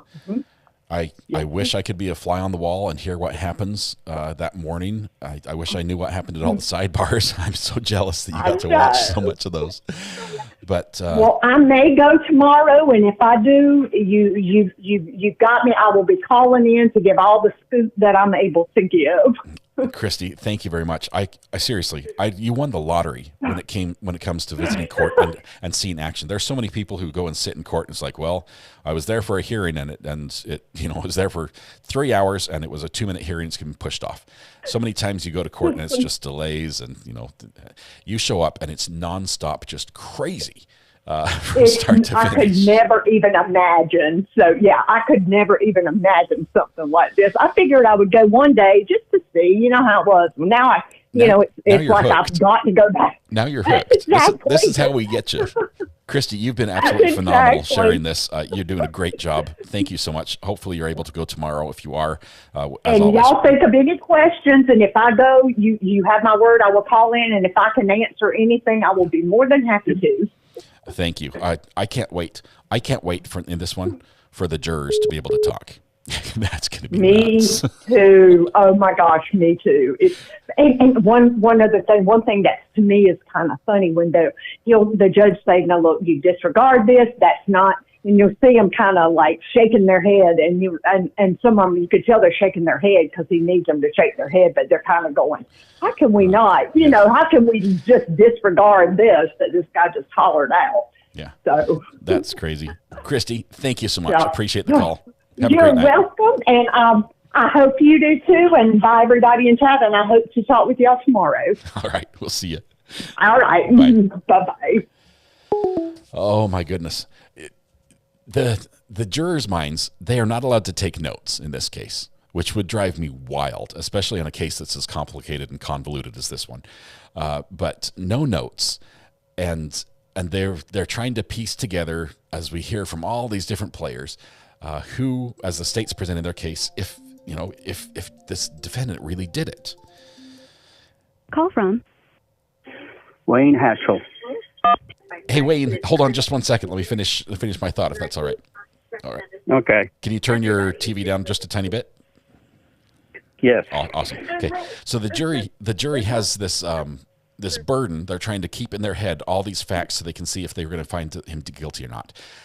As soon as defense takes the stand, he says, "I did it, and here's why." So that burden is now freed. The jury has no obligation to try to remember the facts of the case and be like, "Oh, I'm not sure if he did it or not." It's like, "Oh, he did it. Now the only thing I have to think about is why." And the why is the one thing they're not allowed to talk about, which is crazy. Wayne, thanks for the call and thanks for your patience. What's on your mind? Okay. First of all, I'm Wayne Hatchell. Howdy from Lampass, Texas, y'all. Thank you, Wayne. I'm a little nervous, first time caller, so don't eat me. I'm not kibble a bit. We'll be okay. kind. Yep. Okay. I was thinking outside of the box when I rewatched the first half of this trial, and it's something that he said, and it just got me pondering. And here's outside the box. You may agree with it. You may disagree. Okay. When he said that him and the child had a connection through piano playing, correct? Yeah, I think that's how they first met. Okay. Well, anyways, I got thinking about it, and it sounded like he got more and more effectuated. Is there a possibility that maybe Zach is one of those people that SA children, if you know what I mean? I have to stop you there, Wayne. I would say we have zero evidence at all. That's it. All we know is that he was concerned and really liked her. Was infatuated with the fact that she was attentive at a young age to the entire piece that he's playing, that she was sort of mature beyond years. And there's some things in there you can pick out that would be like, yeah, that's a little creepy, but I have to say, stop. We can't insinuate anything like that. There's no evidence that way. But I was just wondering that, or maybe the father, because remember the father did take the child to Italy. Yeah. Right. The father took the child to Italy, if I'm correct, and then brought the child back, and then all of a sudden the mother got full custody. All we got is the father side of the story. There's always two sides of the coin, two different stories when it comes to divorces and child custody. Zach just went by. Yeah, I appreciate the call. I have to say no on both of those. Those are areas we can't even speculate on for legal reasons, let alone the fact that there's no evidence to support either one on that one. But there's some creepy factors that are there. Just we don't have any evidence to support anything that would even support a speculation. Right. So, I was just wondering, All right. Thank you very much, Wayne. Appreciate it. All right. Thank you. You have a blessed day. Okay. You too. Mm-hmm. Bye. All right. Bye-bye. Call from. Yeah. I didn't hear the name. This is RA. Who's on the phone? It's Bep. Bep. I did hear the name. It was just really short and I missed it. How are you doing, Bep? I'm good. I've been wanting to say something all day, but this little pesky thing called work was preventing me from calling in earlier. I can help. Give me your boss's number. I can fix that for you. So, no. Thank you. What's on your mind? But yeah, I think this case, and this is one of my my like pet things with cases in general, is just overall, I think that society wants like a sympathetic victim, you know, somebody that you can actually label as a quote unquote victim. Mm-hmm. And I think this case really exemplifies that, because the victim by like almost any measure is an unsympathetic victim. But at the end of the day, you know, murder is not something you can legally justify. Yeah. Here's the thing. We've got a murder trial where the victim is alive and the decedent is one of the bad guys. And right. It's a lot to wrap our head around. But we have to be able to, at least from a justice perspective, we have to be able to isolate the pieces out and say, okay, yes, there's something terrible over here. That's going to be addressed in another trial. That's separate. I realize that in this case, the decedent will never face that trial, which, you know, allegedly she should have. But in this trial, the only thing that matters is, did Zach murder Christina? And I would say he answered that question very thoroughly. Yes, I believe him. I believe he did. I think the defendant is telling the truth there. But it's like when he said the day before, he planned to do it on the 12th of October, but then he hesitated because that was the wrong day. He felt like a sense that it was not the day that it should happen. That right there. Oh, go ahead. No, that's like sorry, you finish your thought. You're rude. Good. I cut people off. That right there. I was just going to say that right there just shows just what level of premeditation there was to what he did. Oh. He definitely had this all planned out. He wanted it to be the perfect M word. And I don't believe him one bit about intending to shoot her initially and then deciding to use a knife because it would lead back to John Mello and all that. That part didn't make any sense at all to me. I think what happened is what he intended to happen. It did. I know he intended to kill her, and he brought the knife as a backup, or as he had the knife at least a month before he bought the knife at the same gun show, right? So he had like option A and option B available a month before this happened as he's thinking this out. I think he would have preferred the gun because there was that aversion, and we see it in his testimony. There was an aversion to connection to the crime, and the gun allows you to have distance between you and the victim, whereas a knife is a connection between the two, and that he struggled with. I think he would not have struggled with it nearly as much if he could have stayed on this side of the room and she would be on the other side of the room, and he could accomplish the same goal. True. But, yeah, wild. It definitely is that. I've never, as long as I've been watching trials, I've never seen anything like this. But he definitely wanted to make sure that his side of things was told. That's why he went ahead and took it to trial, and that's why he went ahead and decided to testify. He wanted it to be said why he did what he did, you know, as far as the stuff that we can't mention. And now we'll see what the jury does. Yep. Great thoughts, Matt. Yeah. Appreciate it. Thank you so much for the call. All right. Have a good day. You too. Bye. All right. I'm missing a ton of calls, and they're going to voicemail, and people are leaving messages, and let's see. Let's see.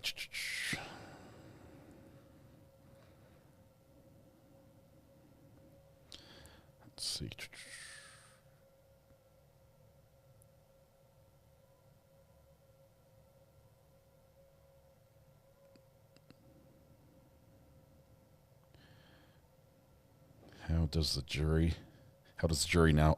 Oh, the question from Jason. Jason, by the way, thank you for the voice message. It was transcribed in here, so it missed some stuff up. But your question is basically, how does the jury not go home right now and be like, okay, Google, what happened in court today? I realize I might be naive and I might be, completely wrong on this. Ayden will tell you that I'm 100% wrong. But I have to believe that the majority of jurors in this country, when they swear an oath to follow the rules of the trial, they do. The vast majority say, I can't talk about it to your family. I can't look it up on the internet. If something happens, I have to report it to the judge. I have to believe that happens. I mean, it's as much a part of, I have faith in the system as you can possibly have. I think our system is the best around. I don't know of any better judicial system than this. And the key element is that the jurors can follow the rules. So I like to believe that. Now, you can prove me wrong in individual instances. And yes, 100%, there have been jurors who violated those rules. But I think overall, I support Master Ayden. Master Ayden, how are you doing? How you doing? Doing well. This has to be like case of the year. Can you hear me? Yeah, I can hear you. It's a little. Whoa. Okay. Are you backing up? Okay. So, no. I was going into a conference room where it's quieter. Okay. Yeah, this has to be case of the year for me. I'm going to say this. He would have almost been justified had he not tried to cover his tracks. If he was so convicted in what he was trying to do, why try to get away with it? Why not call the police right then and there, right after the murder, and say, this is what I did, this is why I did it. The fact that you tried to cover your tracks, you got rid of the evidence, you went out of your way to almost go out of the country until you got the phone call, and then you changed your mind. You made it as far as Chicago. Yeah. You were right. So for anyone that's trying to have sympathy on it and say, hey, he was, if the conviction was so deep, this is strategy that he's doing. And it's almost, he's trying to put himself in a win-win situation where he's saying, okay, if you give me mistrial, I'll just do it all over again. I'll just keep saying it. I'll tie up the courts. I don't care. Or I'll earn sympathy from the jury because, yeah, we know the law, but we've seen before where the jury disregards the law and goes on the side of sympathy, empathy, or whatever.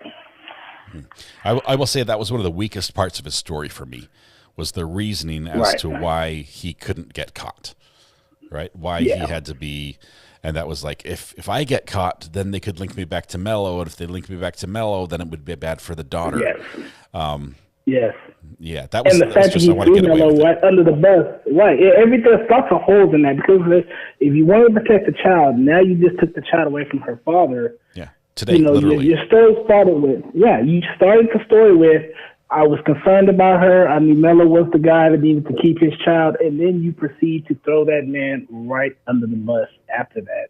So it's like, you got to read between his intentional lines where he's really in it for himself and he's just throwing everything at the wall. He's throwing people under the bus, and it has to take his integrity into question where it's like, if you really felt this way, that you were trying to protect the child, why did you do it this way? Yeah, it's wild. I'm gonna take a little bit this evening and just maybe rewatch some parts of this again. All right. Because knowing how it ended, I want to go back and watch and see how it began. Right. I want to see. Right. That's exactly what you have to do. Yeah. I want to see how he built this story, knowing that he's going to end yelling over the objection of prosecutions exactly why he killed her. Right. And so I want to look for the warning signs that led us to this point. But we'll probably talk about that a little bit tonight when we're on with Corporate Confidential at 8 p.m. I've actually put a link to it, so hopefully you can join us there in chat. I will be there. Also, keep in mind when you do that, he didn't start this defense with, this is why I did it. He started his defense with, prove that I did it. You have to also keep that in mind. He didn't start that way. All of this came into play when the evidence was stacked against him and he knew he was against the wall. That's when they, like you said, changed their whole thing in mid court and said, okay, yeah, I did it, and now this is why, Yeah, but also looking at that, there's not really an avenue in our judicial system to give the explanation unless you do plead guilty. We've seen some small courts where they're like, okay, you can either plead guilty, you can plead guilty with an explanation, or you can plead not guilty and go to trial.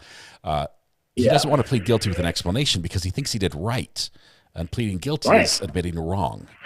So that Pretty doesn't much, quite yeah, no fit. contest. Doesn't Right. quite fit, and he doesn't get to tell his story, which he hasn't been able to tell, which hasn't been able to come out unless he pleads not guilty and takes a stand at his own defense. So it does seem like this was the plan all along for them. It's going to be a crazy morning tomorrow. Just warn your audience ahead of time. Get your safety belts. I'm gonna have to get new batteries for the goat. Yeah. Oh, yeah, you will. All right. Master Ayden, thanks for the call. Appreciate it. We'll see you. Okay. Bye. All right. I've made a link of a portal from our live stream here to Courtroom Confidential. I realize they don't start till 8, which is about 2.5 hours away. So what we're going to do when this ends, if you can go over there, click the like button, click the subscribe button on that channel, and maybe ring the bell so you'll be notified when we go live. It's going to be 8 p.m. tonight. Josh, who called just a little bit ago and we talked about this case, we're going to talk about it a little bit more. We're going to try to just relive some of these moments and try to understand exactly what is happening, what happened, and what will happen going forward. Starting tomorrow, the court doesn't start till 10:30, which means we won't see it till 11. But there's going to be juicy bits happening, and so that for that reason we're going to start at 10, probably 10:15, and then we'll be watching Twitter for the stuff that happens before the jury comes in. So we'll be sharing those updates for you. Hopefully we'll get some of those from Christy G, maybe from Fitz News. Gigi from Pretty Lies and Alibis has been phenomenal that way. Kathy Russin has been tweeting out a lot of stuff from Law and Crime. Just some great people that are keeping us updated from inside the courtroom that keep us knowing what's going on. Yes, you might need a screaming goat for tomorrow. For those of you that have a goat, get it ready. Get your goat ready, because it's going to be one of those days. All right. I think it'll be on Fitz News and G to keep updated. Yes, right after Courtroom Confidential tonight, Mr. Mello has a bond hearing in the arrest. He was arrested today because of what Zach said on the stand. So new charges for Mr. Mello. Yes, Rocky Top. I wore his shirt today, and look what happened. I always said I wanted to do more stuff with Josh, and I'm glad that came together, even in pinch. Drop a link. There is a link in chat. The link in chat is for the Streamy Goat right there. It's an affiliate link. Here's the link to Courtroom Confidential, but there's also a portal that will take you over there. Let's do some deep breathing exercises before tonight. Tonight when you go home, please hug the people you love, smile at someone, make their day just a little bit better. And please stay safe when we go live, till we go live, which will be tonight on Courtroom Confidential's channel. So be over there. I'll try to drop a link on our community page when we go live, just so you can, if you don't get the link for some reason, you can find us there. Do share it with your friends once it goes live as well. And as always, a little love to Courtroom Confidential would be appreciated. Give them a like and thank them for the great work they do. Have a good night, guys. Buckle up. Tomorrow is going to be another wild one, I think. It's going to be amazing. Big Sky, thank you for the questions. I apologize for those I didn't get to. Maybe we can answer some of those tonight. If you come to Courtroom Confidential, we'll be talking about the same thing. Wonder if this hearing was going to be streamed. I think it probably will. Probably will. 2 hours and 20 minutes. You guys have a good night. We'll see you later. Bye.